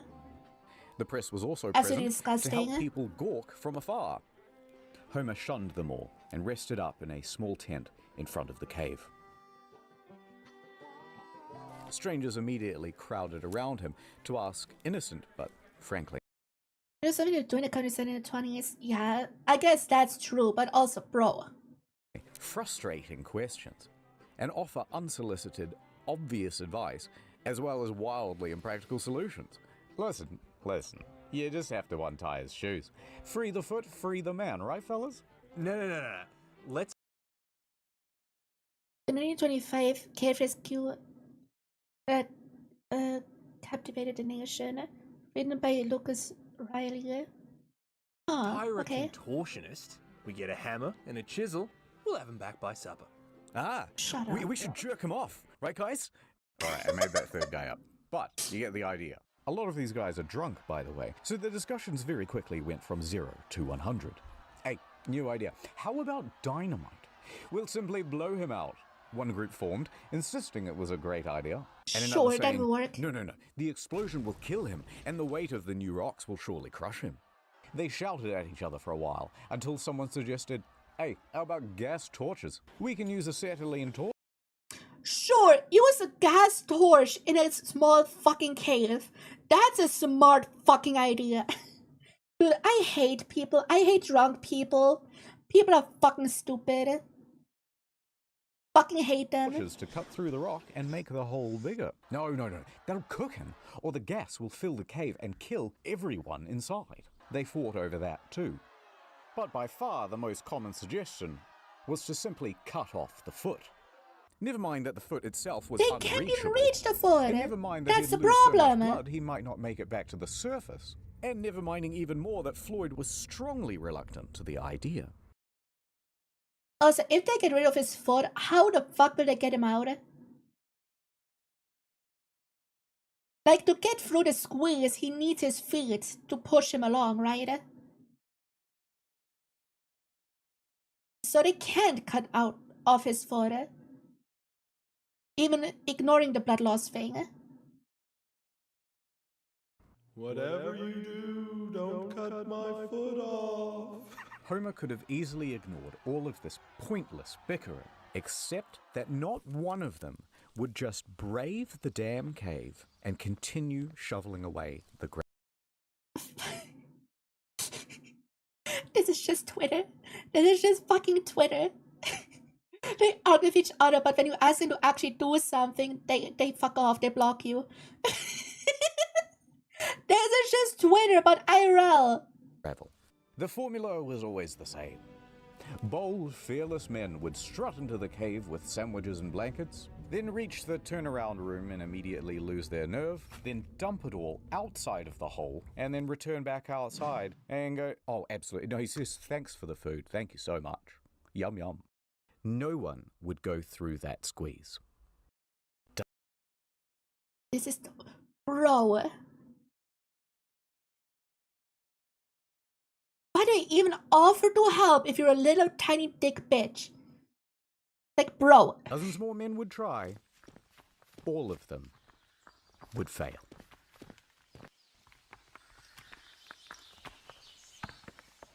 February 2nd, 9 a.m. So far, Homer has been the only person who has been face to face with Floyd. And that would continue to be true until... Here we are at the Louisville Courier. There's a spirited young newshawk named William Miller. He's talking to his boss, and he's trying to convince him that it's a great idea for him to cover the story of the man trapped in the cave. Listen up, boss. I'm hearing talk of a man in a cave. He's stuck down there, and I want to get down there, too. Get to the nitty-gritty, you hear? This is an opportunity for some good PR, Miller. I'm in. But I want us to sponsor that rescue. Picture this. Man saved from cave by Louisville Courier, the finest newspaper in the state. That'll drum up plenty of interest. Sure. 24-carat idea, boss. I'll make it happen. I'll get down there toot sweet. So off. Remember when journalists actually did things? Except write rage bait? Remember the good old times when articles actually had value? I miss that. Miller goes to Floyd's cave. Back over at the cave, Homer is sitting outside trying to recuperate. As Miller wanders up, Homer is not interested in giving an interview. He wants someone to help. So as Miller asks questions, Homer tries his best to show contempt. Yeah. Sure. Frustrated, Homer bluntly says, Listen, you want more information? The hole's right behind me. Why don't you go take a look yourself? Miller thinks for a moment, then says, yeah, all right. He grabs a lantern and crouches down to enter the cave. Will he go for the squeeze As he walked, cold water filled his shoes. He was stepping in newly formed puddles. That water is coming from the inside of the cave as the temperature slowly increases and the frost inside melts. The stable environment of the cave is starting to change. That is thanks in no small part to the growing crowd of gawkers. To stay warm, they were building fires and hanging around the entrance of the cave to shelter from the elements. But nonetheless, Miller presses on, and all that's left is that final squeeze, and he's there. He stops. He takes a moment and decides to call out to Floyd. Floyd! Hearing there is someone on the other side, he feels ashamed not to try. Into the dark he went, through the 9-inch What a squeeze. goat of a journalist. The crystal gypsum cuts into his elbows and tugs at his clothes. He gets snagged. He's spluttering through the pools of muddy water. He stops, collects himself, and pushes on. He can barely inhale. If he gets stuck in here, he can only hope that someone else can come in from behind and pull him out by the legs. We don't have journalists like that anymore. Right? Kind of wild. What some people did for a good story. But eventually, he makes it through. Fantastic. He is now on his belly, looking down at Floyd. He sat right next to Floyd, ready to interview him. But Floyd didn't really answer any of his questions. At the moment, he is sitting in a pool of water that is 12 degrees, slowly sapping his body temperature. He is dying from exposure. The cold is diminishing Floyd's mental faculties, and he can barely make sentences. There's nothing Miller can do, so he hurriedly turns around. He worked his way back through the squeeze, past the turnaround room, and out into the daylight. Homer turns to Miller. Proof that he had made it all the way to Floyd is soaked onto his mud-stained clothes. No longer frustrated with the young reporter, instead, he excitedly runs over to him. You and me. Together, we can get Floyd out of there. Now, there were two people who could help rescue Floyd. Let's go! Now, helping with the rescue was not the only thing that Miller did for Floyd. Perhaps even more crucially, his reporting was responsible for turning Floyd into a nationwide story. Miller took interviews, relayed first-person accounts, and would spend many hours with Floyd himself in that cave. He gave an insight into the story that only a first-person account could, and in turn gave the public a figure who they would deeply relate to. Updates to the story would be printed in over 1,000 local and national newspapers. You couldn't escape it. It was also the era when radio became a regular feature for regular Americans. Radio allowed something new: hourly updates, letting people get engrossed into the story. So, mostly thanks to Miller, the story of Floyd over the next week would grow and grow. Now, will this lead to more gawkers? I sure hope not. Hope it reaches people that can actually help. Like, goddamn. And everybody wanted to know, will this man make it? Back outside the cave, someone new entered the story. Robert Burton. He would become the third man to reach Floyd. A firefighter from Louisville, thin frame, but muscular. He got scratched up pretty good and soaked by the pooling water. But he made it through with little fuss, and he confidently lowered himself down to Floyd's position. It was not an optimistic sight. Floyd's condition was deteriorating. Well, we've got a heck of a problem here. I'm gonna have a problem here, but I think we can get you out with a rope. Huh? But I think I can get you out with a rope. Floyd nods in approval. It is directly from a book written about this. Okay. That book is probably really interesting. Go on. We might just pull your bloody leg off. Just pull my leg off then. Get me out of here. Burton returned to the surface and faced the crowd. He announced, "We will attempt a rope pull." I don't know if that's a good idea. You're just gonna tear his foot off. Yeah, hold on. What about the sharp rocks? Raking through all that and there'll barely be a body left to bring to the surface. Yeah, sure, now these people are concerned, but before they were talking about using fucking dynamite or a blowtorch. Like, bro! A physician stepped forward with authority. The ligaments in the foot are strong, but if you pull on the torso without a harness, all you'll likely do is tear his internal organs. But Floyd is dying of exposure down there. The situation is becoming desperate. Burton put caution to the side. The time for strategy is over. Now we try brute force.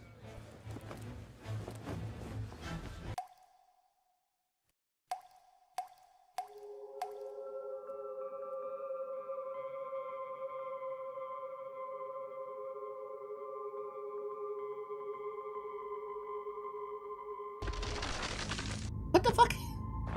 Oh, nightmare probably.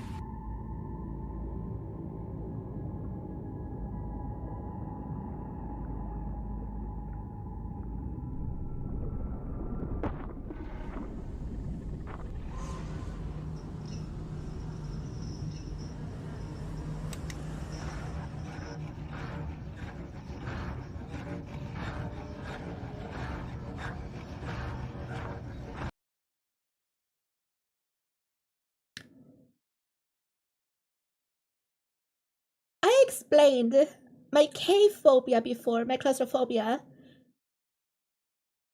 I'm also terrified of the ocean! Ah!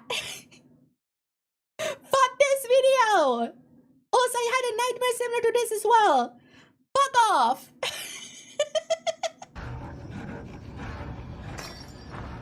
Fuck off! Floyd, we're here. We're gonna get you out of here.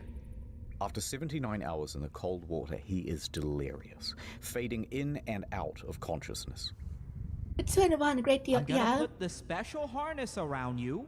Burden and Miller, they're here too. We got 3 more boys right up the cave. And dude, when I post this video, it's just gonna be titled like, I don't know, reliving trauma or whatever. Or triggering my phobia.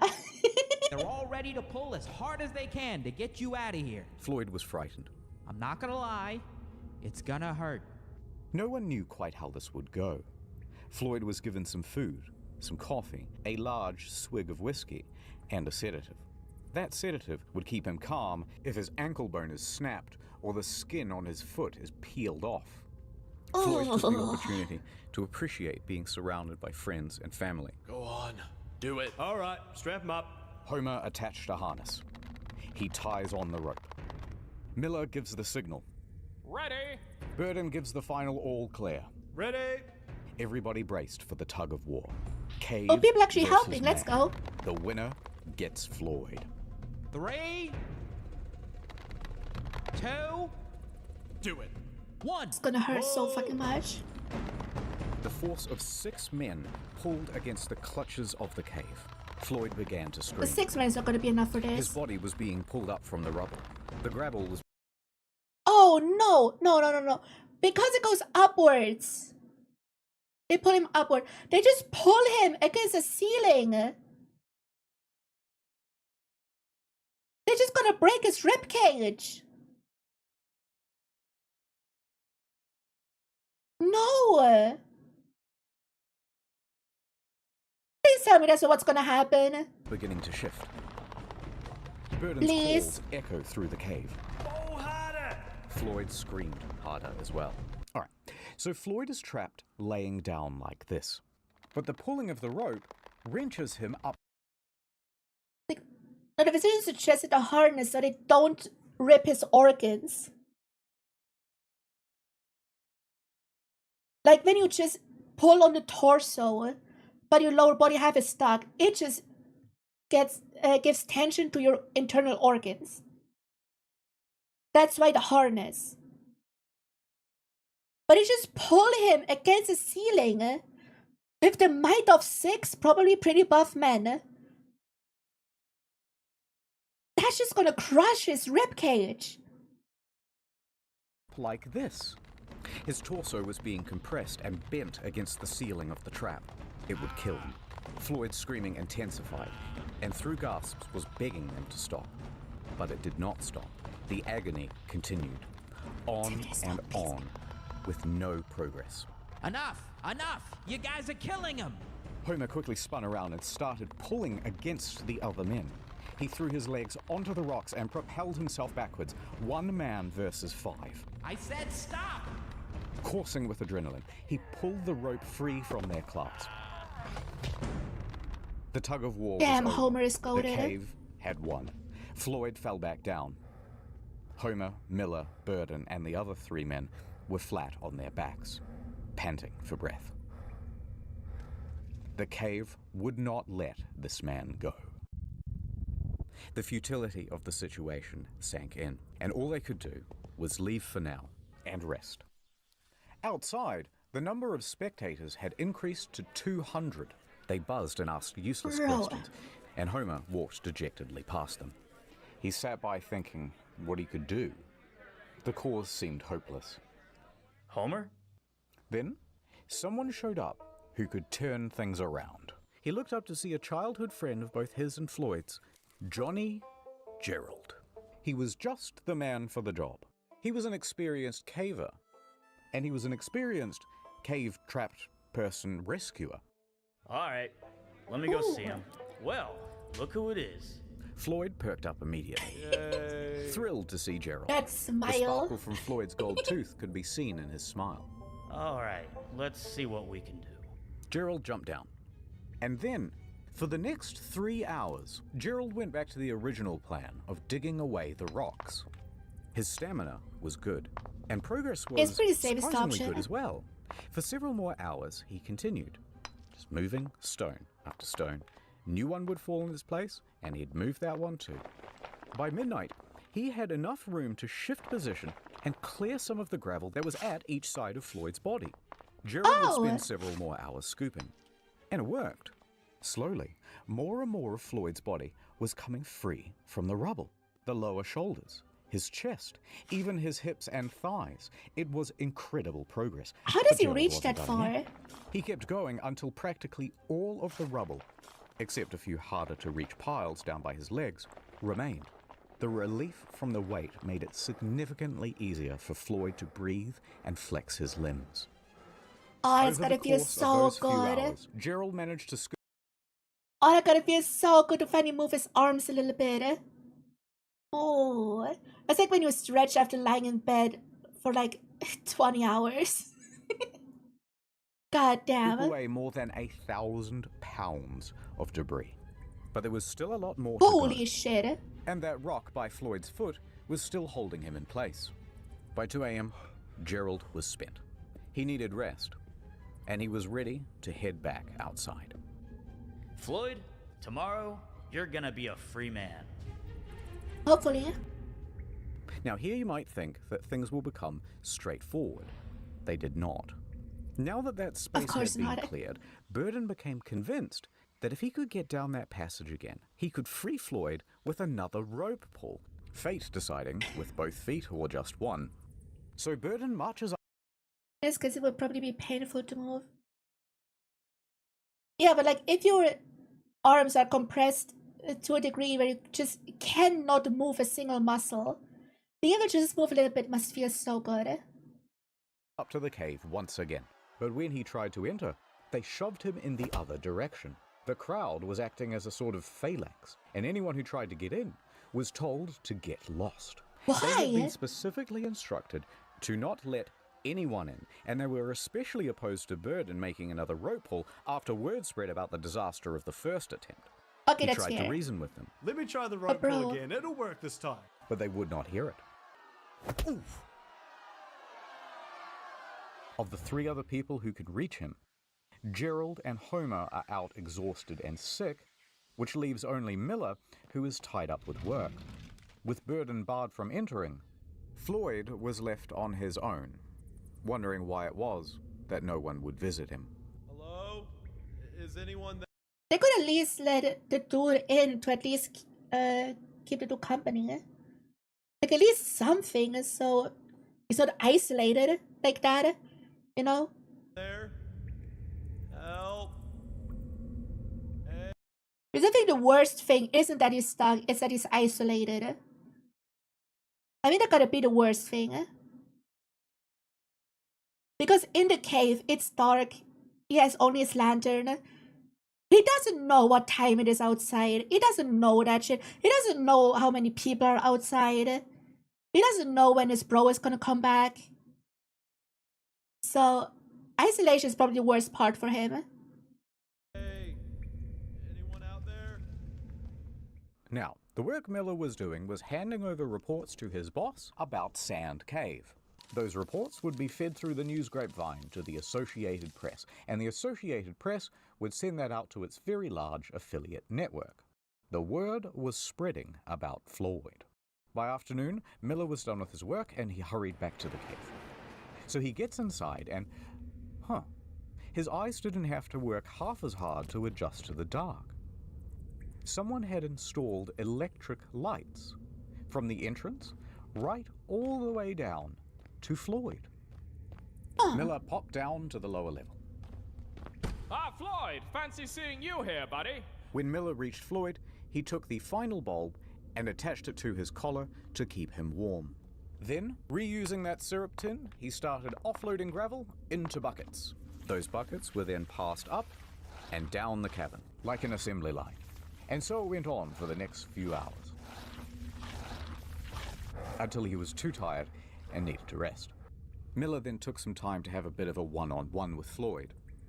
He said, "You know, there are a lot of people in the news that are reading about you and have you in their prayers. Is there anything you want me to relay to them?"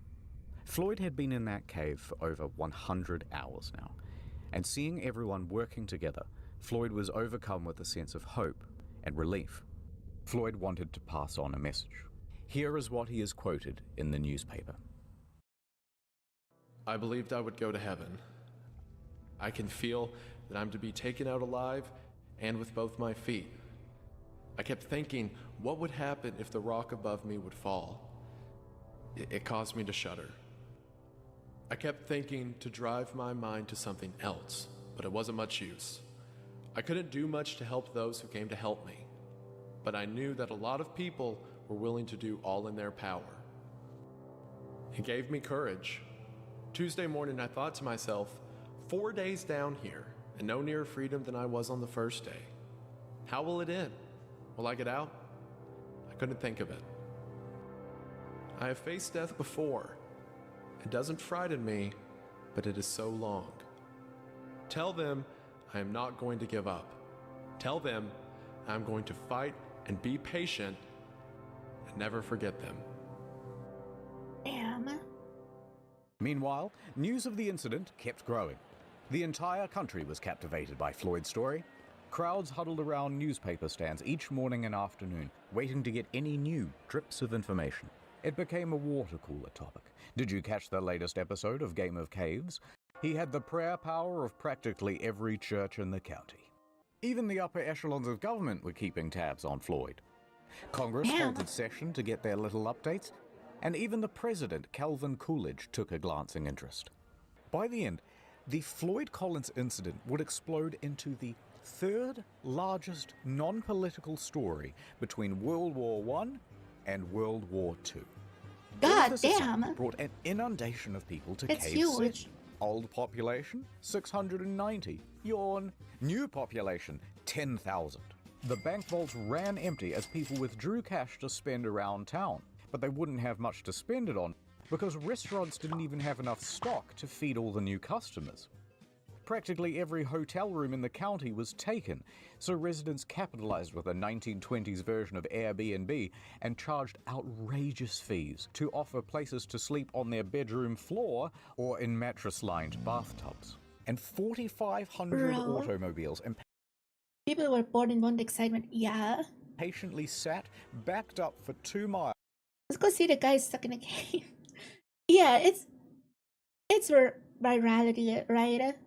Everyone gotta see it. Everyone gotta talk about it. People are so dumb. Like, if you're not gonna help, fuck off. From 20 different states to drive onto the Collins farm, churning up all the pristine green fields with their tires and turning them into brown muck paddocks. Yeah, fuck the farming, right? Just fuck that. Deep below all those tourists, there's Miller, trying to free Floyd. Alright, a little bit of setup. Floyd, Miller, some remaining rubble, rock. For anyone to lift the rock by hand would be impossible because Floyd's body obstructs the hole. Miller grabs a crowbar and shoves it through the gap. Now he's going to lever it off Floyd's foot. Cool. The crowbar is now primed in place. Next, he takes a jack. He positions it on top of the crowbar so that it will be forced against the ceiling. However, problem. That jack is too big. It doesn't fit. Wonderful. Miller yells up the tunnel for a smaller one, but this took some time. And when it arrived, too small, won't reach the ceiling. But instead of sending for another one, Miller takes 2 blocks of wood and bolsters them underneath the crowbar. Right, so the crowbar now sits higher, it fulcrums against the blocks, and the jack is sitting on top. All Miller has to do is expand the jack, which he will do using this spanner, holding it at the very tips of his fingers. Sounds easy. It's not, but that's the plan. Let's get him out of there. He turned the wrench, the jack expanded, and the crowbar took strain. The whole thing slid apart with a pang. Floyd wasn't hurt, but Miller was contorting and exerting his whole body from back to fingertip. They tried again. Same result. Undeterred, Miller caught his breath and gave it another shot. He slowly turned the jack. Pressure building. And this time, Miller could feel the rock move. It bloody moved. Okay. He kept turning the wrench and the rock moved a little more. His hands were shaking, knees weak, his arms are heavy. Pang. One of the wood blocks flew out. It all scattered apart. The rock painfully slammed back down on Colin's foot. You'll get it next time, Miller. Try again. Miller kept on trying. Countless attempts. He kept pushing himself deeper into the trap, finding new approaches. Damn the blocks. No, try the blocks again. Clear some more rubble. Floyd, unable to help physically, is supporting him in spirit at least, cheering him on. Yay. And Miller kept going and going until he had nothing left. Bro. For the next 4 hours he tried. No progress. Miller was exhausted. He couldn't do this on his own, but he was the only one slim enough to get in through the gap. The group decided to concede for now and return to the surface. They would take just a small break, but it looked to everyone like there was a clear way to get this man out. So Miller and Burden crawled back through the mud and the wines of the cave. As they made their way through, the cave was visibly sagging. The ceiling seemed lower. Parts were harder to navigate than before, doubly so with their bruised and rock-shredded hands. They stepped outside and took in the fresh country air. But as their eyes adjusted to the light, they saw something new. A man named Henry Carmichael was standing in front of a sizable crowd of engineers in hard hats and soldiers in military uniform. Now, Henry is the superintendent of the Kentucky Rock Asphalt Company. The engineers are his employees, and the men in military garb are the National Guard. Now, Carmichael has been quietly looking at the situation from afar, and he is thoroughly unimpressed. This is no rescue operation. Once Miller and Co. call it quits, Carmichael had 2 of his employees do a proper survey of the cave and see if it was suitable to bring in his whole team of men. The 2 surveyors go in. As the passage led down to Floyd, it was showing alarming signs of deterioration. You could see the splitting of the rock above. Yeah, because all the ice is melting, right? Because of all the fires from the gawkers. Oh god. Ice can totally deform a cave, by the way, if you didn't know. Boards were slipping out of place or splintering. Small rocks tumbled down the walls. They soon came back with a report. It was not good. Alright, so the following is a recounting of events from one of Carmichael's men, Casey Jones. Casey and another worker spent about an hour in the cave, surveying its condition, looking at the boards, the ceiling, the stability of the walls. Casey continued deeper towards Floyd. He was fighting against his nerves. The shifting of the rock pinged his every instinct to flee. But he could hear Floyd calling out for help in the distance. Also, that was in the series generated a lot of heat. True, and they've been here for like, I don't know, 10-20 hours. That makes sense. Summoning all of his courage, he pushed himself on. Through the final squeeze and over the ledge that looked down on Floyd. Rubble continued to drop from the ceiling, bouncing all around him. The ceiling felt closer to him than it was before, but maybe that was just the dark playing tricks? Please, come down. I can't right now, Floyd, but I will when I get back. Now, Casey is being pulled in 2 directions. No, come back, come on. Let's get out of here already. Please, I'm so thirsty. Okay. Casey climbed down next to Floyd. Quick, drink, said Casey as he tried to pour some coffee into Floyd's mouth. But Floyd turned his head and kept his lips pursed. The rocks were falling at a faster rate now, the loud cracking out above, sounding like thunder. In that moment, Casey realized what was happening. Wait. Did he just not want to die alone?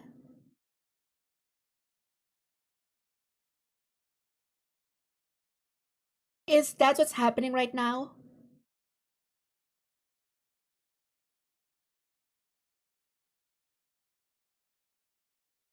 Bro.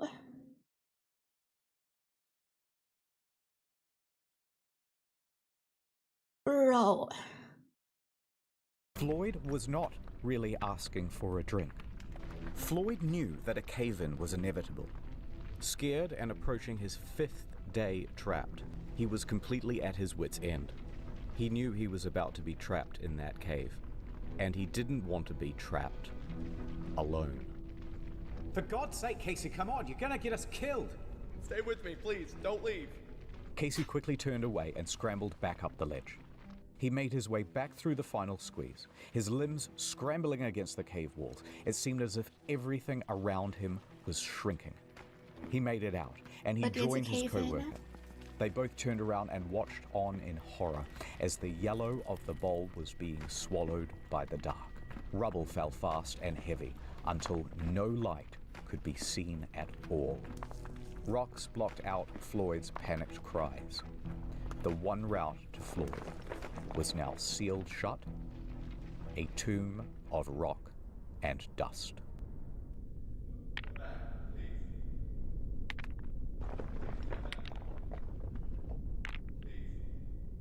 It's morning. Burden and Miller jump out of their tents, ready for the day. They're feeling optimistic. Today will be the day that they get Floyd out of there. Yeah, great and optimism. Packing some new tools to help them with the job. Too bad it will not Wire work. to wrap around the wooden blocks, that'll stop them from slipping. And a blowtorch to carve away some of the rock, make the hole a bit bigger. But when Miller got to the turnaround room, all of that optimism left him. The entrance to the squeeze was now just a pile of debris. Miller froze, staring at it for a long while. Then he sighed and did the only thing he could think. Make an opening through that rubble. But the more he raked away, the more fell in its place. It was never-ending. He persisted, ignoring the danger around him. Thud. A large piece of debris landed on him. Luckily, it was only dried clay. He is uninjured.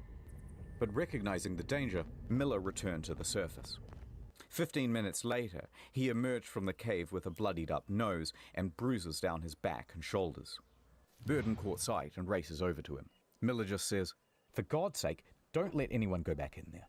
Miller leaves the site. Burden doesn't know what to do. Over at the house, Homer is terribly ill and out of action, and that just leaves Gerald. Now he comes marching up when he hears the news, and he is livid. He told the crowds to keep away or the whole thing would cave in, and they didn't listen. Then exactly that thing happened. And what were they supposed to do now? The rest of the day was spent squabbling and bickering over who was to blame. You bring out a shotgun and fire it into the air. To get them to fucking listen and fuck off. caused the cave-in. No, you caused the cave-in. Oh, cave your bloody head in, mate! And Floyd spent the rest of that day alone.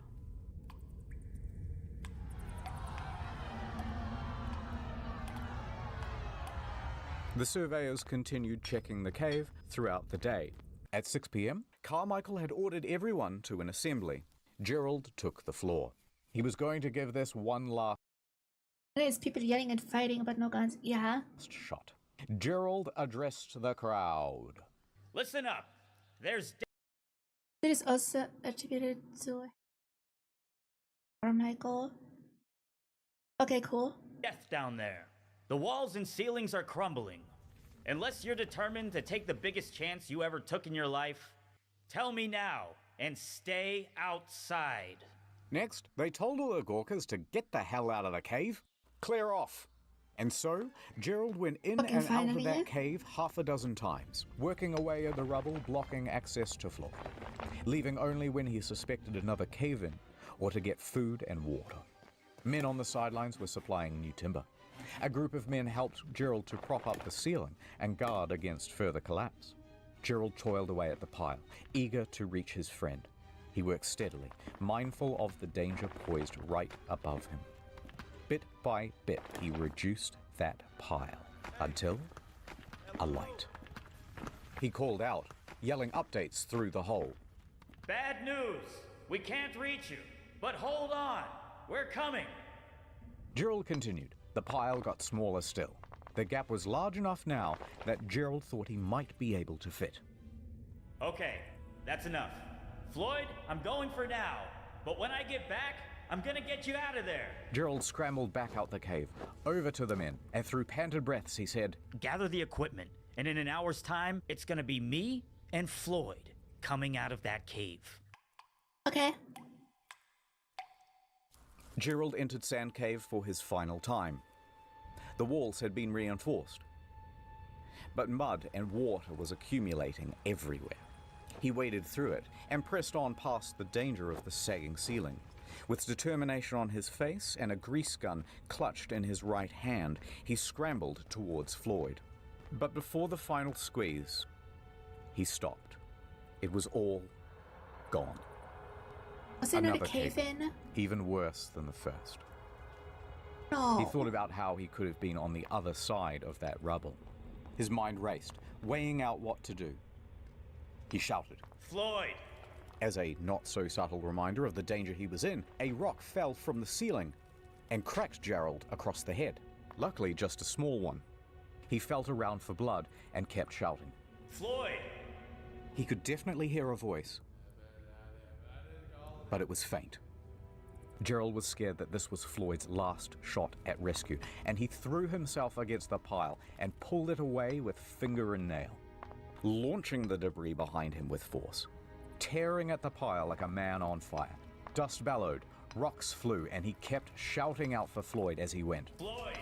Until finally, the cave had had enough. It let loose a large, jagged rock aimed straight at Gerald, striking him on his back. Oh. Gerald stumbled out of that cave, injured and defeated. It's over. Only after the cave-ins did they start to think about all of the things that they could have done. Wait, why didn't we rig a portable telephone line? That would have been incredibly simple here in 1925. Yeah, why have we been running in and out to deliver updates? Why didn't we give him an AM radio? He could have had something to listen to and receive messages of support from the public. Wait, why don't we rig up a tarpaulin so we could lift his torso up so he wouldn't be slowly dying of exposure? Oh God, why didn't we run a feeding tube? That's also a technology we have in 1925. All too late. Now what? The one route to get to Floyd is closed forever. That meant two options. Number one, capitulation. Surrender him to the cave. Or number two, dig down from directly above Floyd. Now, the prospect of digging from above seemed almost fanciful. At least, it did in the beginning. But luckily, they had some help. Owing to Miller's reporting, Floyd had become practically the most famous person in the country. The rescue had become a high priority for the governor of Kentucky. Lieutenant General Denhart enters the scene. He's been updated on the situation, and following shortly behind him is a small army of miners and engineers. He declared to the despondent crowd, "Gentlemen, I am here on behalf of the governor. The purse strings of Kentucky are open. Take this blank check and bring that man out alive." Floyd, in that cold, wet confine, could not have imagined the scale of the operation that was going on 55 feet above him. Authorities assumed control of Colin's rescue. Denhart gave Carmichael control over the site, and Carmichael raced to get to work. Carmichael rallied up his men, his fleet of expensive high-tech machinery. Professional groups were brought in from all across the state. No longer was this the ad hoc effort of a few individuals. It was a professional and organized rescue. No more squabbling and standing around. Everyone knew what they had to do, and they were working as fast as they could. The main problem is Collins doesn't have food or water anymore. And who knows if the cave in broke the light bulb so it doesn't have warmth anymore. It is for new VTubers. Start with a PNG or get a cheap customizable model instead of going full in on expensive models. That's my main advice. But dude, it's gonna take way too long. Getting all the way down to him, that's probably gonna take a few days.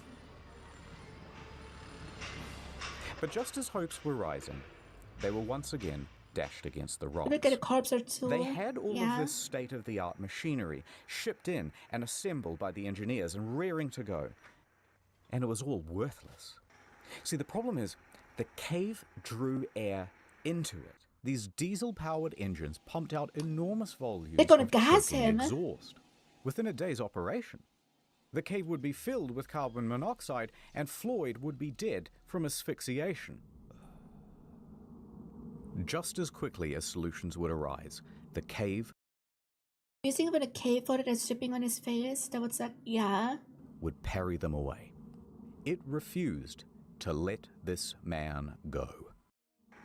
This useless machinery was now blocking the path to Floyd, which means they would have to spend the next couple of hours disassembling all of it and moving it away. Because they're about to dig a 55-foot pit the old-fashioned way, by hand. It's gonna take days.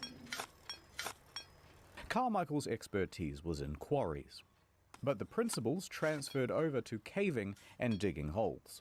He did some quick back-of-the-envelope math. I've got 75 men, they can dig at 2 feet per hour, and we have to go 55 feet deep. That means we can get to those men in roughly 30 hours, give or take. Now, is it possible that Floyd could survive for another 30 hours? No. Absolutely. Let's go. 4 men started at great pace. The soil was soft and easy to dig. But as they got deeper, it became more difficult. The deep... Yeah, because there's heavy rocks and boulders in the way, probably. Not just dirt. It's not gonna be that quick and easy. For the shaft, the narrower it became. Soon, instead of 4 men, they could only fit 2. Carmichael understood well that this was a race against time, so it was important that these 2 men were working at full capacity. Carmichael had a queue of men on the sidelines, poised to dig, and the moment that either of the 2 men in the hole slowed down, oi, they pulled them out and threw in a new one. Nonetheless, progress slowed the deeper they went. About a quarter of the way down, they reached rock, and one of the men would have to work a pickaxe, leaving only one to shovel. At this depth, rubble couldn't just be flung into a pile. They had to start loading it into buckets, which would have to be pulled to the surface on ropes. Then men outside were ready with wheelbarrows to cart that downfield. Time passed. Hours passed. Night went to day. The day was hot. This was yet another problem, because it's early February, there's tons of ice still in the ground, and its exposure to the midday sun was causing it to become unstable, and the ground was becoming sodden as a result. Progress slowed once again, just half a foot per hour. There was little for Colin's friends and family to do, but watch the clock and pray. Interestingly though, there were a lot of people on the sidelines. Floyd wouldn't have believed the scene above him. No shot they actually put up stalls and shit. No fucking way. Let's get this a real case. Yeah, this is the story of a dude being stuck in a cave for 170 hours now. In Kentucky in 1925. Practically everything but a Ferris wheel. Practically everything except the Ferris wheel. Fuck off! Fucking fuck off! Nuh-uh. God, I hate people. People are the fucking worst. Food stalls were set up to cash in on the crowds. Families and church groups picnicked in the fields. Despite prohibition, moonshiners showed up to sell jugs with all of those X's written on them. There was even a bloody juggler. I won't stop juggling till he's free. And Old Man Lee was there, walking around, shaking his jar, and soliciting donations. What a fucking drunk ass stupid dad is begging for pity money. Fuck off. Does it the fact that humans made a Titanic movie less than a year after the disaster featuring a survivor? Wait, what? I didn't know that. Wanted to make some money, yeah. And it's probably not even the locals putting up stalls and shit. It's probably people that came from other states and stuff. But where were Homer and Burden and Miller during all of this? Okay, let's back up a bit. People did not properly understand exactly how Floyd was trapped, and the news didn't help much either. So the obvious question started to arise. Why hasn't he been rescued yet? Just clear some gravel or pull a rope. How is this so hard? Once again, Twitter is real and was always a thing. People are always that stupid. Motive was attributed. I heard they didn't even want to have him rescued at all. I heard that they're doing all of this for publicity. And Lee's activity of soliciting donations, remember from before, further inflamed rumors. I bet Floyd isn't even trapped in there. These were all real rumors, and they got worse. You know what? I've heard he comes out at night, and then he just goes back in the morning. Other rumors included, I heard that after Floyd went into the cave, someone murdered him. Others said, I think they're withholding food and water from him so he dies. This whole thing is a fraud. As time went on, it was harder and harder Classic to ignore the Twitter. hoax claims. Then, people started to form righteous mobs, claiming the whole thing was a fraud, and they started to get nasty. In fact, 2 people even went to the telegraph office and pretended to be Floyd sending telegrams to his mother, who, by the way, died several years ago. Here's what it said. Quote, please contradict statements that I am buried alive in Sand Cave. Stop. Tell mother I am all right. Stop. Am coming home. Stop. Floyd Collins. Naturally, the AP published these telegrams unquestioningly, and now word is out to the press that he isn't actually in the cave after all. That made the authorities look foolish, and it could not go on. So, a hasty court-martial was arranged. I kind of feel it's cause military court, but 5 men saw Collins in trap. It indicates he lives. Son of heart after 10.5 days caused fear of pneumonia. Cave hoaxomer. And Homer, Miller, and Gerald were Bro. summoned. They hold one session on Monday and another on Tuesday. Lee and everyone else is cleared of charges. A retraction is written. Lol, Collins wasn't faking it, LMAO even. And things carry on. The men at the dig were Yeah, he's busy dead. as He ever. is absolutely They dead set by up now. pumps to mitigate the water in the shaft. Men continued working in shifts and carrying away the earth. Here they are with strips of lumber to shore up the walls. I reminded that it's been over 50 hours since the cave-in. So he is fucking dead. 100% he's dead. They were just short of halfway, and their rate of clearing material had slowed to a mere 4 inches per hour. It was at that point Carmichael went, yeah, okay, sod the cavers, try the dynamite. But it hardly made a dent, and it risked causing the shaft to collapse. But despite all of these challenges, there was an optimism in the air, because everyone was keen for their turn to dig. And because they had one more thing to latch onto. He is probably still alive. What? Now, how do they know that? Okay, so remember that light bulb around Floyd's neck? Well, it's powered by a simple copper wire. Bare copper wire is subject to very minute fluctuations in resistance. So, an engineer rigs up a radio amplifier to this wire to read the current and see those small fluctuations. There they were. About 20 per minute. The rate of steady breathing. As his chest expands and contracts, they can read it from this device. And so, they kept going. Okay. But not for long, right? And going. And going. 30 hours was the original estimate. Now 144 hours had come and gone, and they were only at 44 feet. Then, rain fell. No, not the rain. rain. That mixed with... Hopefully you can hear them. I'm trying to get to them. At least he'd know he's not been abandoned. He's probably dead at this point. And the question is, how well does sound travel through rock? It's a thing. Dirt to make mud, much of which then froze to make ice. Ice which expanded and damaged the integrity of the shaft walls. Slowing down with every hour, they continued. Many more hours passed, and they were getting close. But it was now 15 days since Floyd was first stuck in that cave, he's fucking dead. And people had mostly... Whichever through solid, the fastest and more focus. Yeah, true. But also he's dead. So, but yeah, I guess. Lost hope. That excitement in the newspapers. The question is also, how accurate are they digging? It's a question.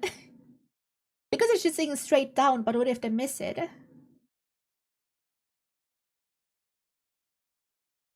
My heart sinks every time the hour number increases. Yeah. And did our number increases a lot? Was tempering down.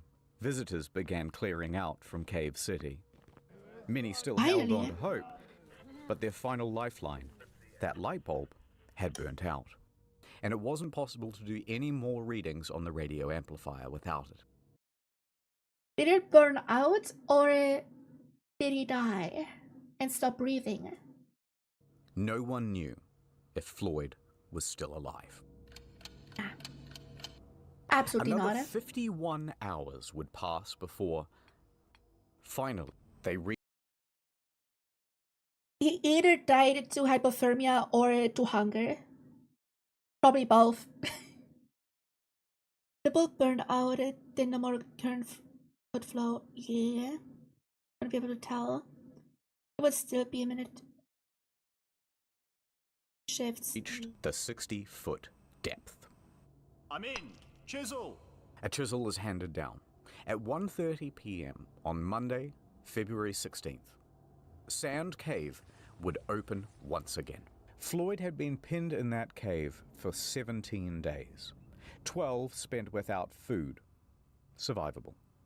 12 without water, likely not survivable. The light bulb, a vital source of warmth. But he has a dripping he could hydrate on, even if it's the worst kind of hydration. Burnt out 4 days ago. But maybe the moisture from the dripping of the cave walls provided him with some sustenance? There are stories of people surviving harsher extremes. A few final rocks were moved to allow Ed Brenner to squeeze in. Everybody stood by, absolutely silent, peering into that hole. Ed scanned the opening with his flashlight, listening carefully for movement. Then, head first, he worked his way in. The flashlight reflected dimly off the rock walls, but then caught the reflection of something gold. That golden flicker was not the light bulb. It was the glistening of light reflecting off a gold tooth. His mouth hung open. Floyd was dead. Brenner was helped out of the cave and he delivered the news. But now they can at least get the corpse out to give him a proper burial, right? That's something. That's very good, actually. Gives him some respect. You know? They certainly tried, yeah.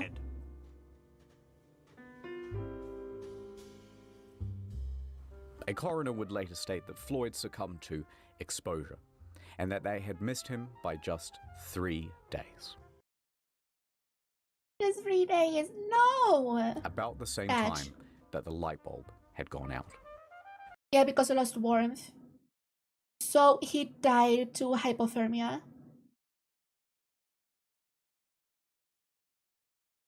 That is sad. That is so sad.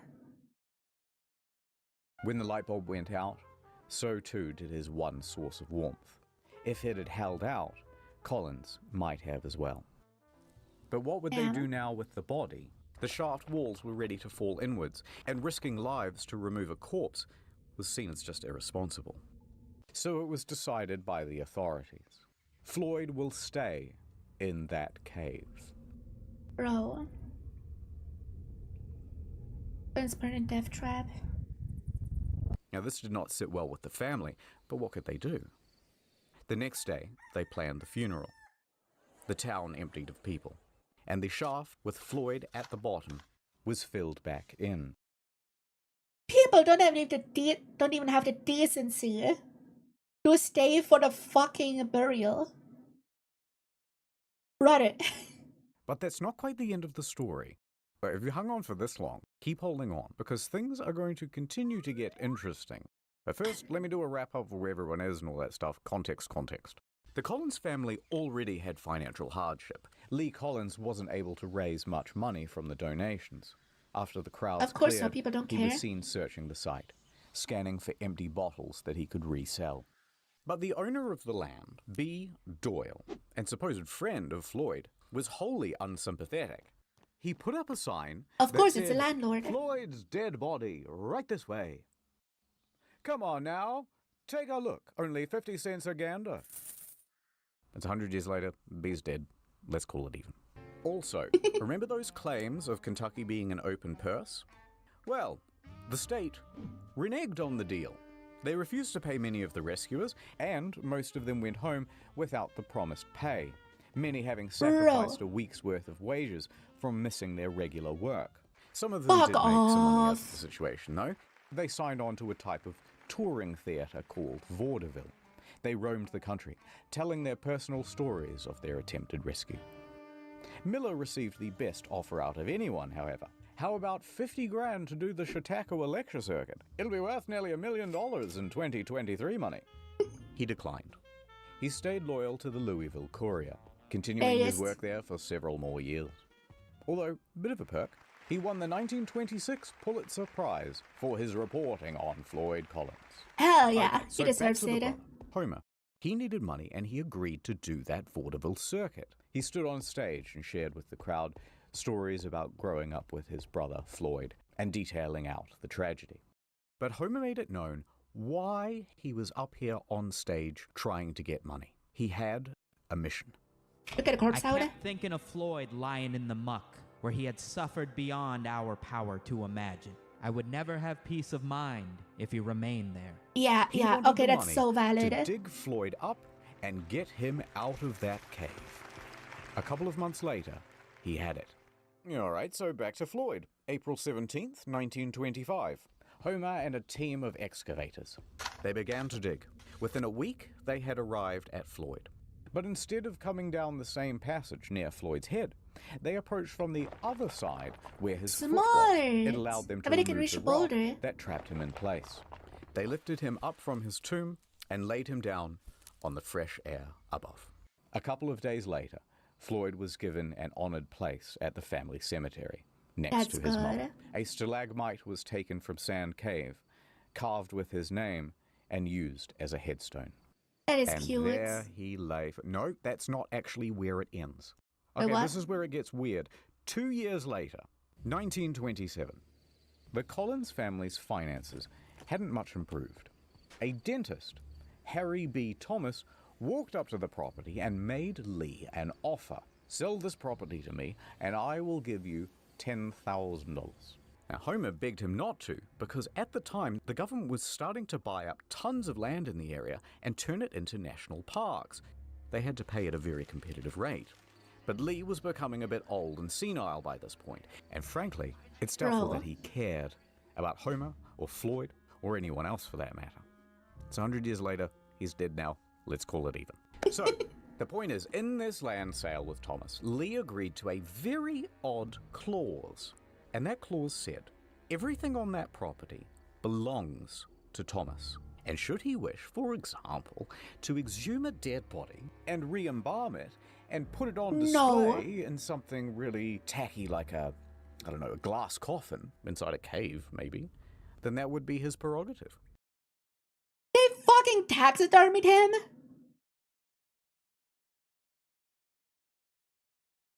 Are you for fucking real?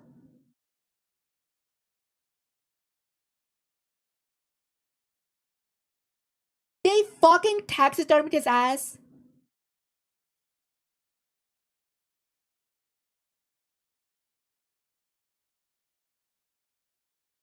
Bro. Bro.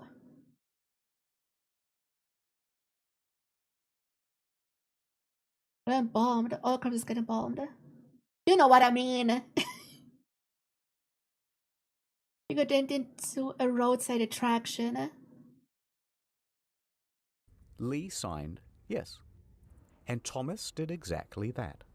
Doyle made Floyd's corpse a tourist attraction.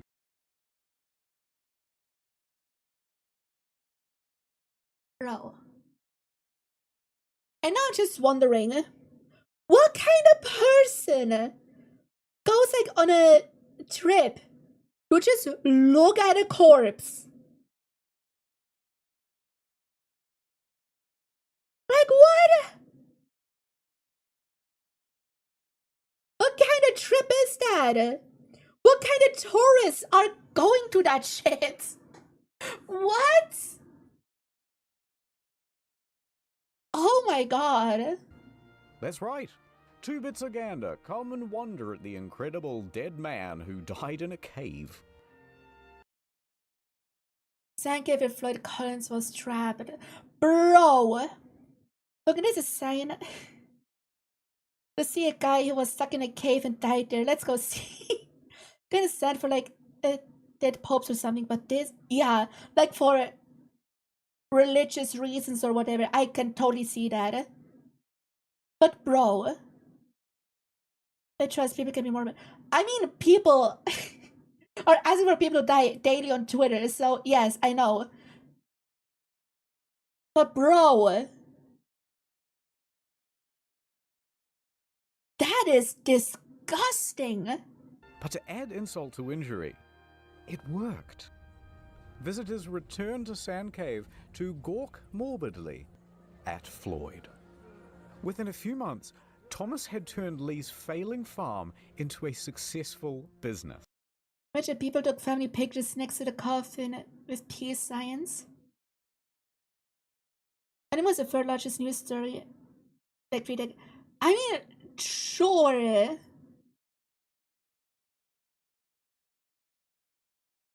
But like, one thing I value a lot is respecting people who have passed away. You know? That's something very important.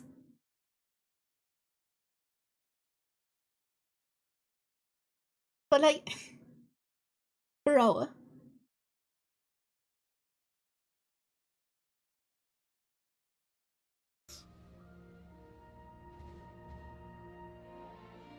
The Collins family, naturally, is appalled by the situation, and they immediately object. They try a number of times to get Floyd returned to them, including through the legal system. But somehow, incredibly, the judge ruled in Thomas's favor. Because of fucking contract! But people knew the name and had a sense of morbid. Yeah, people love morbid shit. That's just a thing. But bro, just bro. And so, there he lay, for the next 2 years.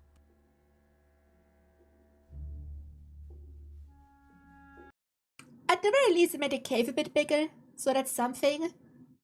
I guess. The cave was not done with Floyd. Until someone hatched a plan. 2 years. Is someone gonna steal him? Is someone gonna fucking steal him? Entertainment are more important than life itself. Yeah. This is not even life, it's just respect towards the dead. Like, I don't even badmouth people I dislike who died. Because, bro, that's just disrespectful. The life is over, move on. Later. It's midnight. Outside Sand Cave. Footsteps can be heard rustling through the brush. Now, we don't know who these two men are, but we know why they are here. To rob a grave. They sneak inside and clamber over the rocks in the darkness. Reaching Floyd's casket, they undo the latch and throw open the lid. There is his shriveled body. They throw him in a gunny sack and they race off into the night. For 800 yards they carry dear Floyd like a couple of sweaty sand. I feel about it, but this makes my stomach twist a lot. Oh, it is absolutely disgusting, but I don't really feel turn stomach things. Is about to deliver a really terrible Christmas present. Panting, out of breath, knowing that they're going to get caught any minute, they reach the Kentucky Green River hillside. There's no time. With a 1, 2, 3, they launch his body towards the river, and Floyd goes sailing into the air, up, up, into the starlit beyond, and landing in a bush. Oh, God. That is even more disrespectful than the fucking tourist shit. What? The two men flee from the scene. Bro. Now, the next morning, Thomas notices that the body of Floyd is somewhat missing, and he contacts the authorities. The police come, they dust the casket for fingerprints, and bloodhounds are given Floyd's scent and let loose into the hillside. A few hours later, they manage to find him, splayed out in a big shrub down by the river. But this time, with a leg missing, that same one that was trapped under the rock. So the leg was really damaged. Damn. So, despite his protests, it had been amputated. Neither Bro. the leg nor the culprits. Are you gonna convince me people of Kentucky weren't smoking shit back then? Dude, people were always horrible. That was always a thing. We just see it now every day on social media. Were ever found. And while it would be nice to think that this was some well-intentioned duo that did this out of the kindness of their hearts to free Floyd, it's much more likely that it was an act of vandalism because Floyd was simply too much of a hot tourist attraction. The following day, Floyd was cast back into the cave, back into his box, and it was covered by a metal lid. So what's the point? If you cover him up, what's the fucking point? You could just bury his body normally if you're not gonna fucking show it. But you can still say he's still there to this. Bro, they could just lie. Surrounded by a metal chain and locked with a padlock. He was now more trapped than he had ever been. Bro. Why does the corpse need to be in there if it's covered up? Why? Or is it if someone questions them and tries to cancel them, that they can open it and say, look, there he is. Is that why? That is so gross. This cave had spun fate once again to make sure that its victim would never leave. And so, time passed. Floyd's body would continue to decay. The rot from his body would eventually rot the casket too, and every decade or so. I thought Floyd's body would wear out 4 caskets. If they're closed, just remove his body. So they have to replace a casket every time. Caskets are fucking expensive, by the way. It would need to be replaced. A few years later, he was no longer on display. Yeah, by the way, if you didn't know, if you die, you release toxic gases that can destroy literally everything. If you didn't know. But even then, he remained in that box for many more years. By 1989, Floyd's cave was purchased by Mammoth Cave National Park. Even that humans destroy everything. What a surprise. It's not just humans, it's every living being. No, not stomach acids, gases. It's not stomach acids. But I guess a mix of them. And it was closed to the public. There would be no more visitors. The entrance itself to Floyd's cave was closed with a steel gate and bolted, finally. then welded shut. But the Collins family never gave up objecting to Colin's body being left in the cave. The kids. The fucking kids. They look so funny. I thought it was cosmetic gases. I don't know. And here is where the story ends. In 1989, at the Collins' request, the National Park Service ventured into Floyd's cave. Continuing on a more than 60-year tradition, a team of people worked over the course of several days to remove him from the cave. They took him out, left the cave, locked it behind them, and laid Floyd to rest at the Mammoth Cave Baptist Church Cemetery. Finally. After 64 years in Sand Cave, he is now finally at peace. The end. Thank you to Wendigoon as Floyd. If you don't let me out, I'm going to hire a gang of hitmen to come to your house and kill your family. Samito as Homer. The BTS meal McDonald's bag that has I'm McDonald's hungry. and BTS. Shut the fuck up and eat some BTS, bro. Ordinary Things as Miller. I'm enthusiastic, but would ultimately duck out the back exit. Rusty Cage as Gerald. Oh, well, hello there. Haven't seen y'all in a while. Welcome to my new home. And many kudos as Burden. Hey, buddy. You right down there? I can. You sleepy? I can get out. We get your coffee? Cold and Little cup of Joe? Little cup of Joseph? I'm stuck. A cup of Joseph from a little sleepy guy?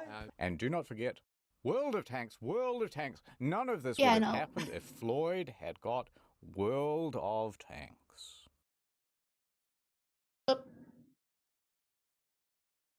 Oop. Okay. That was interesting. Wait, Punky Doodles, yeah, we're gonna react to Punky Doodles next. But yeah, what a story. I can see why it was the most requested video for me to react to.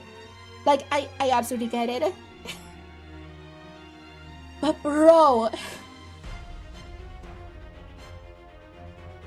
if you take anything away from this, don't go into fucking caves. Caves are scary and dangerous. Even the explored ones could cave in. Because shit happens. But yes, even after you pass, gosh, humans are so damn cruel and dumb as hell. Yeah. Like people, kinda cool. Individual persons, kinda cool. People, horrible. Disgusting. Should all be shot. Like, goddamn. God fucking damn.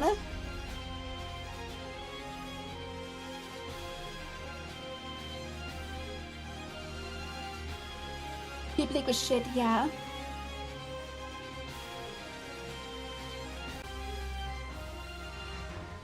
Brexit dead people from my trip is gross, yeah.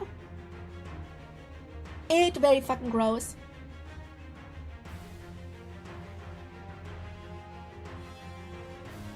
Very disgusting, and most importantly, very disrespectful. Like, so very disrespectful. I don't go into caves, especially not without NordVPN to protect your data. Even the deepest caves, sign up now. These are pure evil. Like from those from Reddit and Twitter users. I mean, I wouldn't say most people are evil. Most people are just fucking stupid. That's the thing, people are just stupid. Most people are just NPCs. It just be like that.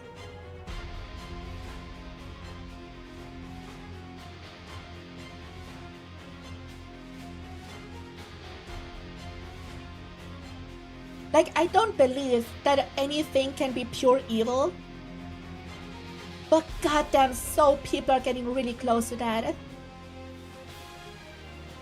There are so much like us, yes. We are very stupid. Very dumb, very brain dead.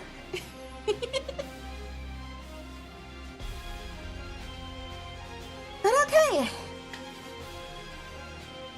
Also, by the way, I'm sponsored by Nord.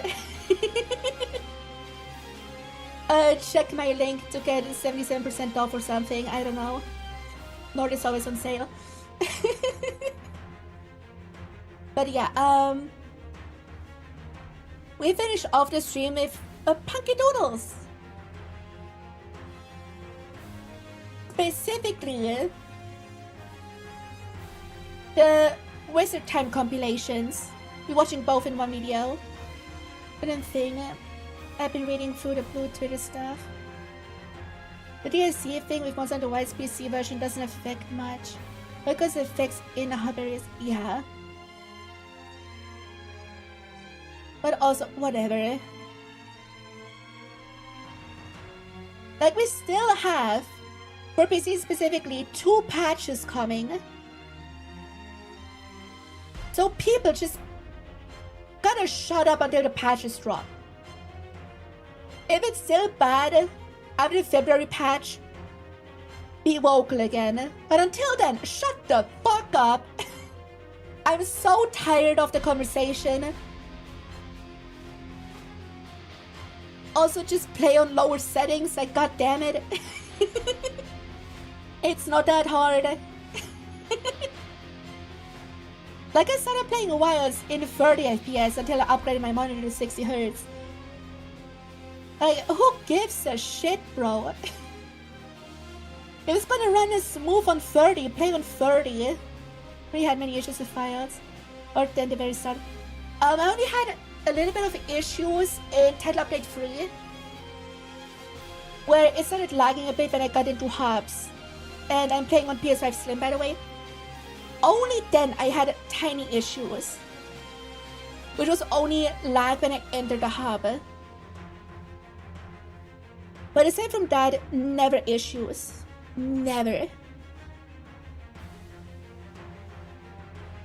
Also, I learned recently that the world at launch was even worse.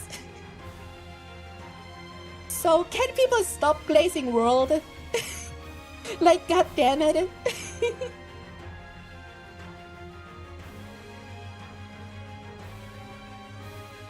I watched a video this morning about how bad world launch actually was. People gotta stop glazing that game. People just look at world like it was expansion of final title update all the time. It's like when people were complaining that Wilds doesn't have that many monsters. Like, bitch! Base Wilds had, I think, 1 more monster than base world. So what? People are so dumb. The sun got covered with a weird black substance that moved around with me and the black flickering bar. The pointed at angles towards my hunter in certain areas. Those went away with you. Yeah, the thing is, the performance thing is related to things that Capcom just didn't notice. From what I've heard and seen. But they're aware now. They're gonna fix that shit. People just gotta be patient. People just gotta chill out. Also, one funny thing that happens in every gaming community, but I noticed it recently with Monster Hunter because I get deeper into Monster Hunter. Monster Hunter also has that thing where new thing bad and last thing I hated on is actually goated thing. Like when World came out, old veterans were like, oh, that isn't Monster Hunter anymore. Then when Rise came out, people were like, oh, Rise is shit, it has nothing to make world great. Now Wilds is out and people are like, oh, actually Rise was kind of golden and Wilds is shit. People are so... Everyone is just an NPC. It's the same thing that happens with Pokemon every gen. Like, bro. When Rise came out, people hated it because it wasn't world. Like, one thing I can see why people wouldn't like Rise is that they had to scale back the endemic shit. The endemic life shit. Like, no turf wars, no big interactions between monsters or whatever. Because it was on the Switch and the Switch was garbage. So I get that part. But aside from that, yeah, that was great, but this is crap. The Monster Hunter Portable 6 comes out. If Monster Hunter Portable 6 even happens. Because why is it gonna get a Switch port? It's in the files that Wilds will come to Switch.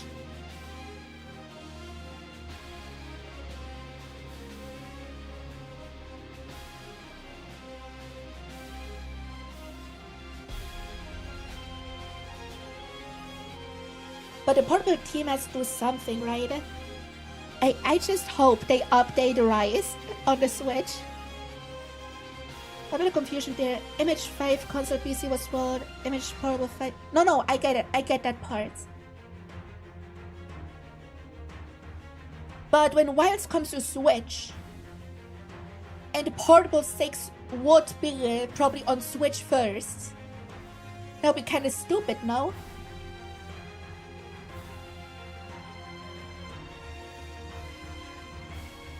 Because Rise was a time exclusive for the Switch. And it will probably happen again with Portable 6.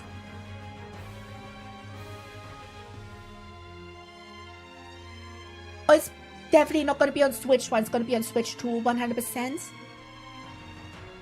And like the kind of optimizations they listed for the February update sound like they're in part they are also a part of trying to make the game work on Switch 2.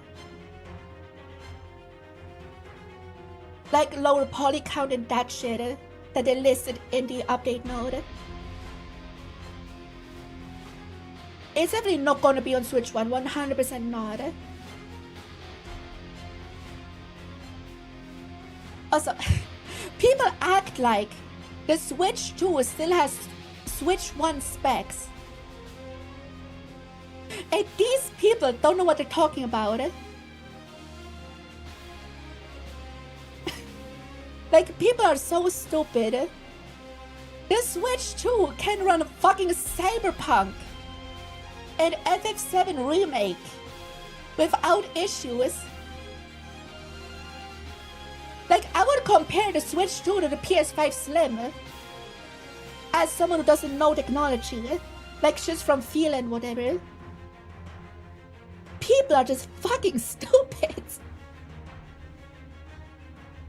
As I blame the corporate interest as to why Wilds came out when it did. It was released only to meet the goal. Yeah. Like, the thing is, shareholders. Shareholders are the biggest issues with big companies. Let's be real. They're the main issue. But no, Monster Hunter is probably on a fixed schedule. Because we get a new game around every 3 years, right? Like, World came out, the year after that Iceborne, then a year nothing, and then came Rise. Then the year after that came Sunbreak, then a year nothing, then came Wilds. So they have to be on a fixed schedule. Probably. I think I promised 10 years of 10% growth. They weren't going to make it. Yeah. The people cannot know checks about FE Fates and had arrogance think to fix the plot. Yeah. But it's localization, that's a different issue. What's F3? F3 is Fire Emblem. I play a little Fire Emblem and my character has Fire Emblem armor. Fire Emblem inspired armor. I started as a Vtuber. So yeah. I played any of the Fire Emblem games. They're fun, they're fun. I kind of took a hiatus from Fire Emblem because it burned out a bit from streaming Fire Emblem every fucking week. But I'm getting back into it because the new game comes out this year. So yeah. You can understand that part, lol, because tourists are everywhere. Every franchise that gets popular gets tourists.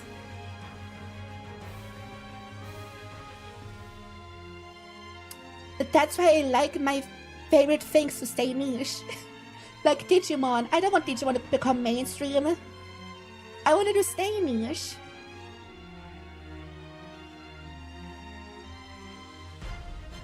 Because the worst people are the ones that don't know shit.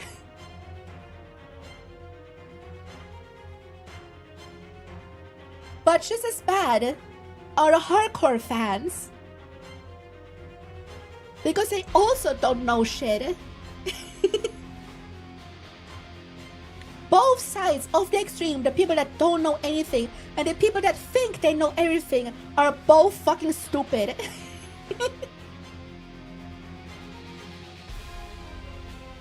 Like with Fire Emblem, 3 houses brought in so many new players, and then they all shat on Engage, saying Engage is not like Fire Emblem, even though Engage is more like the entire rest of the franchise, just not like 3 houses. Like, bro, people are stupid. And the hardcore fans hate everything after Awakening. No, not after Awakening, after New Emblem, because they hate Awakening and onwards. I think how Rises, technically, like Classic Monster Hunter overall. Yeah, I noticed that. Mainly how quests are structured, with the star system, right? And the split between village and hub quests. Because World and Wilds don't have that.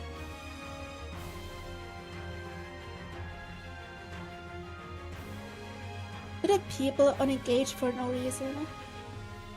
Besides, when you say Path of Radiance is better... I mean, Path of Radiance is my favorite Fire Emblem game, so I agree with that statement. But dude, Engage is so good! I can understand not vibing with the character designs, I totally get that, because they are designed by a VTuber artist.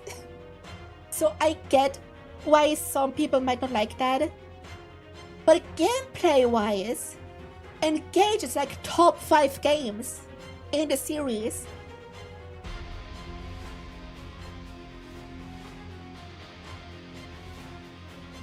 It's a bit bad about Engage. Yeah. Also, Engage was supposed to be the anniversary title, so it's super fan servicey. So I get why new players will not like it, or will feel alienated. But as a veteran of Fire Emblem, that shit was so good. Love the fan service. Also, I probably should play Monster Hunter for You sometime, because Wilds kinda acts like a sequel to that.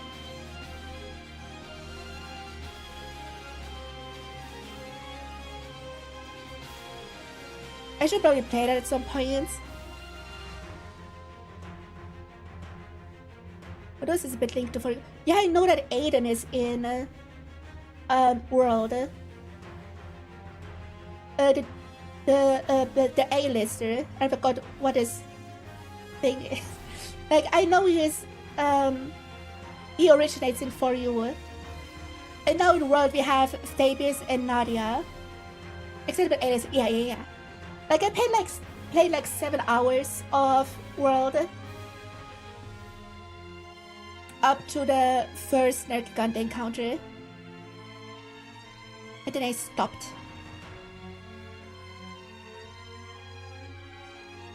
But it would be cool if the rest of the A-Sunners would show up in the expansion. They probably will, because they're building up to that.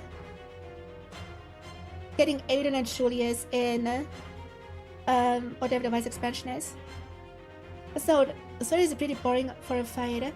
Let's see what they were trying to do. Yeah, I don't think Sora is meant to be a proper hunt, right? It's supposed to be a spectacle. And in that, it absolutely succeeds. Like, the vibes of the siege against Sora goes fucking crazy. The vibes immaculate.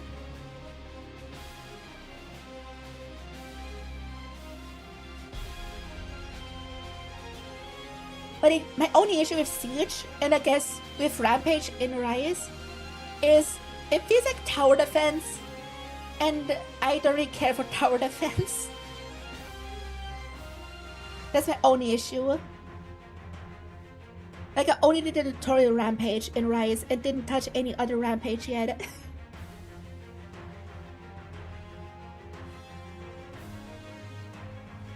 Like, I can see why people don't like Sora. But dude, the vibes! And then when you climb onto him and break his back rocks and shit, and then the Gigante shows, like, that shit is awesome.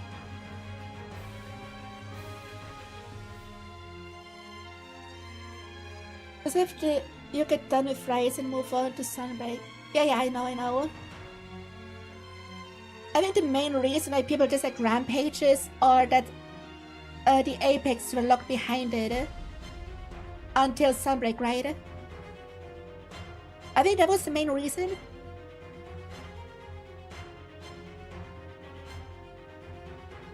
Yeah, okay, yeah, that makes absolute sense.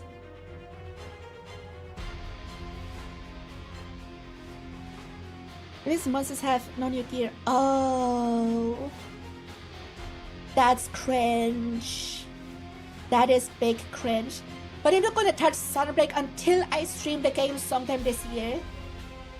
Probably while you wait for the expansion, I'm gonna start Rise on stream. But next week we start Monster Hunter Stories. I've been sitting on those games for a while. So yeah, that's gonna start next Saturday. We did a bunch of anomaly plans. I've been part of one of those hunts though. Fair. But the Rampages are such a different vibe. They feel like an entirely different game. And the type of game I don't really vibe with.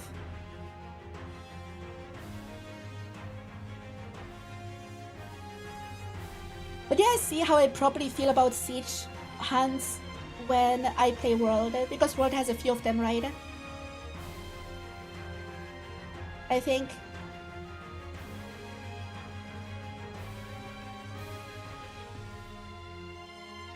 Everything can be perfect. Yeah, nothing is perfect.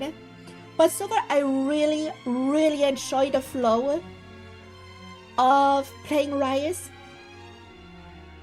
And it made me pick up Switch Axe again, which I dropped in Wilds. Swax is so good in Rise! Like, holy shit! It feels so nice! Especially in Firebox.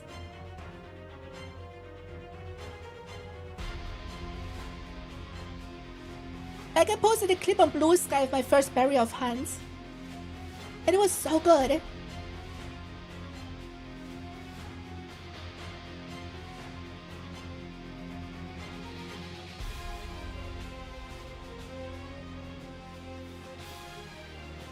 That was what is LBG? All through Rice Bake. Oh, like Bogan, I'm stupid.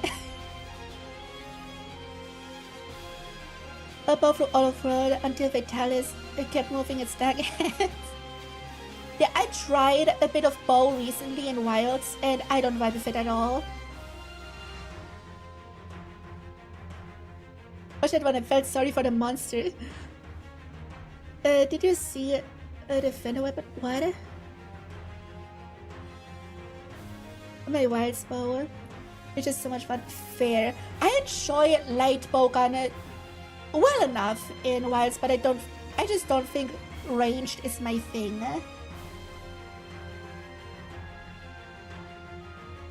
Like, I'm a glaive main in wilds, I'm a dual blade main in frontier, and I guess I'm a swags main in rise. So yeah. Benefits were released after the end of the base game. We love his. Oh, that's what you mean. I forgot. Yeah, I use the defender weapon and the rarity 7 armor. So I'm just cruising through low rank, but it's fun. It's a lot of fun. I'm probably not gonna use them when I stream the game, but we'll see. No, wait, I probably will, because high rank is when it gets interesting, right? So, who knows? Who knows? I'm gonna create a fake one based on my state reptile. They have the devils. Oh, hell yeah! Okay, but chat. There's a silly react stream. We're gonna watch some punky doodles. We're gonna watch both Wizard Time compilations. And after that we end stream. So we're gonna... No, it's fine. I love just yapping on stream. And just make sure to check out... I saw that you were joined the Discord. Check out the hunting grounds on Discord. That is all Monster Hunter stuff. We have an entire section for all Monster Hunter shit. So make sure to join that. But yeah, we're gonna watch Punky Doodles now. And yeah. Punky Doodles, and that's a short voice clip you heard at the beginning of the Monhan React, where it just said masturbation. That's from the second one. But yeah, we're gonna watch some funny D&D shorts. Also, Punky Doodles is so much in my shorts feed. I love it. I get so many D&D shorts. Like Vantris, Punky Doodles, and some others that I forgot the name of, but they're everywhere in my feed. So yeah, let's watch. It's wizard time, motherfucker! Fuck yeah! Abracadabra flagellus clotion. Give that wizard testicular torsion! Oh no, God. Oh God. Testicular torsion casters are always acting tough, right until a wizard casts Mind Buttcraft! You rapscallion! 1, 2, 3, 4. I declare a wizard war. I cast manual breathing. Oh, that's the worst. You bastard. I cast testicular torsion. I cast manual breathing. I cast instant Brazilian wax! Oh God. I cast $100 million. Oh hell yeah. In nickels. Oh God. Never catch me, wizard. I cast tungsten bullsack. Well, I think it's wizard time. What the fuck are you talking about, wizard time? Ooh, Binkus Bonkus, it's time to rip the bongus. Wizard time. Listening to 102.3. Okay. Where we playeth nothing but chance, and more chance. This Hell yeah. the matriarch station.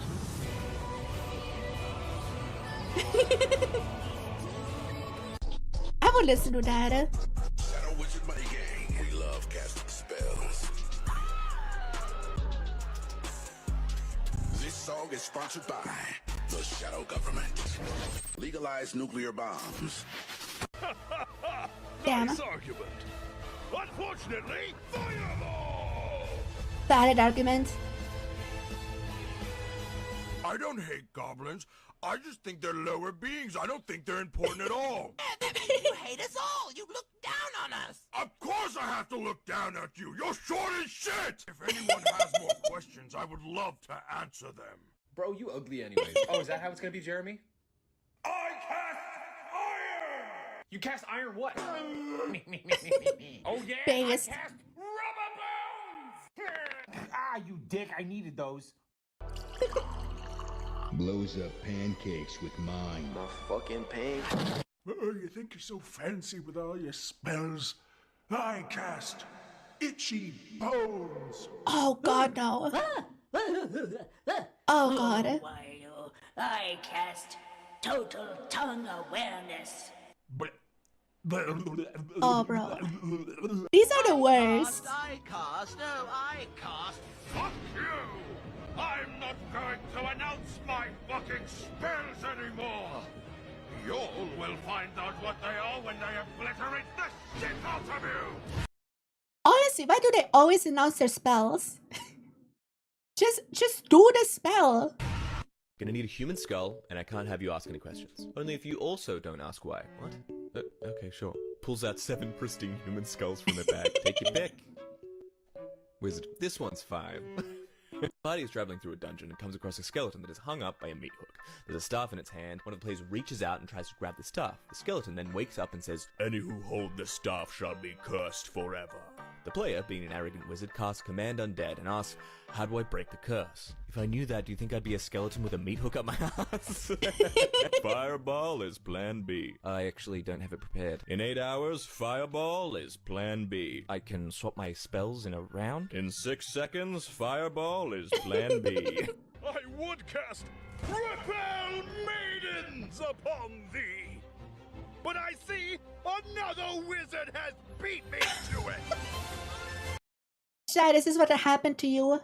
Did someone cast Repel Maidens on you? Because someone cast it on me, and it's sad. One of us speaks nothing but the truth, the other nothing but lies. Okay, I know this. We have to ask. Barbarian takes axe and kills the first guard. What the hell? The remaining guard. Is he dead? No. He's one liar. Barbarians are so based. First you'll need some coconut oil, a little paprika, you know, a little bit of some other things, but, you know, after that he should taste delicious. Stop telling them how to eat us!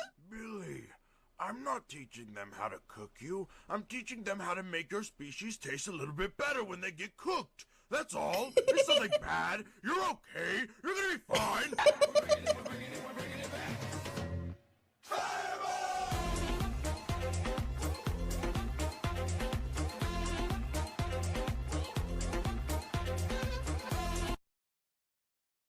That was awesome. Okay, let's watch the second part. Masturbation is a form of witchcraft. It's wizard time, motherfucker! If masturbation is witchcraft, then I guess I'm a mage now. Fireball! There is no I in team. However, there are 6 I's in fuck it, I don't care how big the room is, I cast Fireball. Vegas. I cast extremely slow internet. No! I need it for streaming! You see a girl and said, "Have you seen my mommy?" I cast thunder. Oh, magic no, hell yeah. I rolled a one. Fuck. Ooh, I cast testicular torsion. Ooh, I cast instant Brazilian wax. I cast endometriosis. Oh god. I No. know things look bleak, but even the word hopeless has hope in it. Plus, if you rearrange the letters, it spells peace-losh. The last part was probably unnecessary. I'm Peace sorry. losh, guys. Peace losh. Mockery, nat 20, let's go. Everybody says, fucking short that guy is. And let's stop here from forming meaningful relationships. Who are you? I'm you 10 minutes from now. Damn it, you are handsome. I was just thinking the same. We are sexy. We are sexy bitches, yeah. Love yourself like that, guys. Just do it. And then I go and spoil it all by by saying something stupid like Fireball. You cannot deny that you trespass on my tower almost every day! You cannot deny these nuts! How did you get past security? His fortress is impenetrable. Door was unlocked. Son of a bitch. Shadow Wizard Money Gang. We love casting spells. This song is sponsored by the Shadow Government. Legalize nuclear bombs. Sure. I cannot draw for shit, but I've been plagued by the idea of a wizard cowboy. I cast a belly full of day. Best spell. Shit, man. This wizard war is fucked. I just saw a guy clap his hands together and say the 10 hells or some similar shit, and everyone around him turned inside out, had their tibia explode, and then disappear. The camera didn't even go onto him. That's how common shit like this is. Goddamn. My ass is casting frostbite and level 2 poison. I think I just heard power words crunch 2 groups. He needs to over. invest in the skill tree, goddamn. Fuck out of here. Nice distressed Carhartt jacket, pretty boy. Get yourself a real man's winter garment. Oh, hell yeah. Why don't men dress like this? Should dress like this. Hey, if you ain't cloaking, you're broken. You ain't got no spells. You ain't got no enchantments. Your gems are shit. You have a magical disease called attention deficit disorder. It makes you a very unique wizard. Unfortunately, will not make you suitable for the Muggle world. They expect you to show up on time and remember small details. And sometimes I know that's a struggle for. I know a sound that all men love. Oh, hell yeah. Man, do you love this? I wish wizards were real, so I could come out of Walmart to see a guy in a big hat and fancy robes screaming, By the moon and the starlight, by the shield and the sword, I summon to me my Honda Accord! How the hell you spell Bell chauffeur. Chauffeur. Ooh, fancy pants. Mickey over here. I'll do anything. Classic. I'll do whatever it takes to.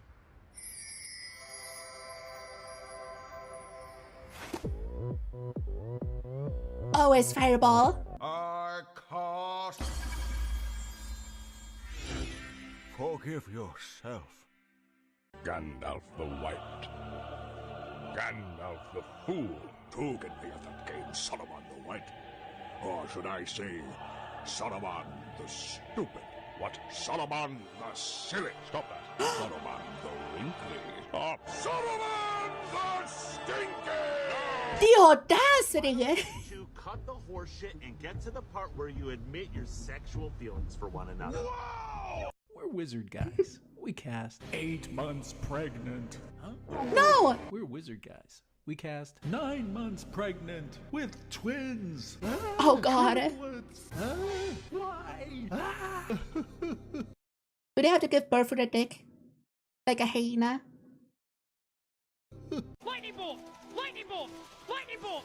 Lightning bolt! Lightning bolt! Classic. Magic missile! Lightning bolt! Magic missile! Magic missile! Magic missile! Outplayed! I'm just better! It's important to have at least one friend who's equally as out of touch with reality as you are. Like, you can text them literally the most insane thing, like some, you know, thought that makes absolutely no sense, and they'll be like, yeah, no, you know what, you're right with that one, you're right. And you're like, okay, good, I'm right. Me with my bestie. We just send each other memes.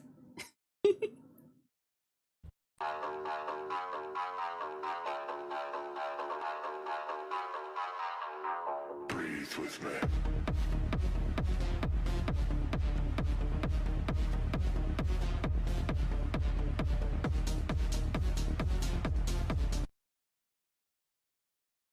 Yay! Yay, that was funny. I like Punky Doodles a lot.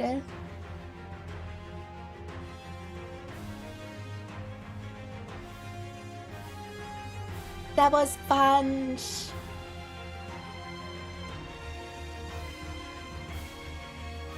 Very fun.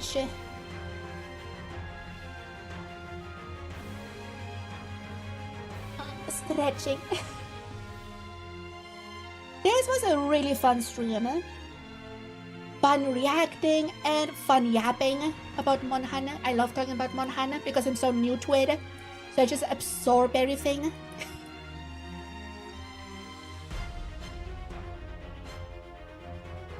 But yeah, this is the end of stream.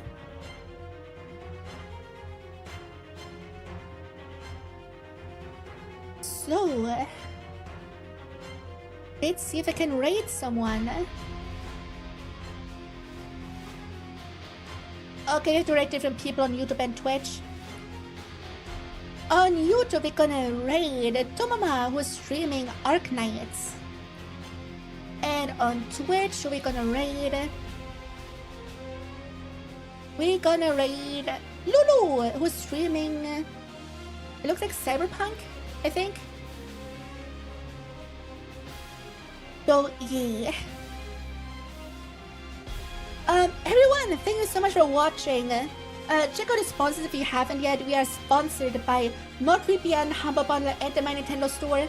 We also have merch over on Candle, which is selling self-care products. And if you use code ONYX15, you get 15% off of candles, lotions, soap, and stuff. Follow me on Blue Sky to the Discord if you haven't yet. Especially if you join for 𝘓𝘓. I'm having Monster Hunt this Sunday, every Sunday, where we play Wilds with viewers. So be sure to join that. The same time as I stream today. And next Saturday, we start Monster Hunter Stories. So yeah, be excited for that. I'll see you guys tomorrow for Monster Hunting. Have a good one, everyone. Bye-bye!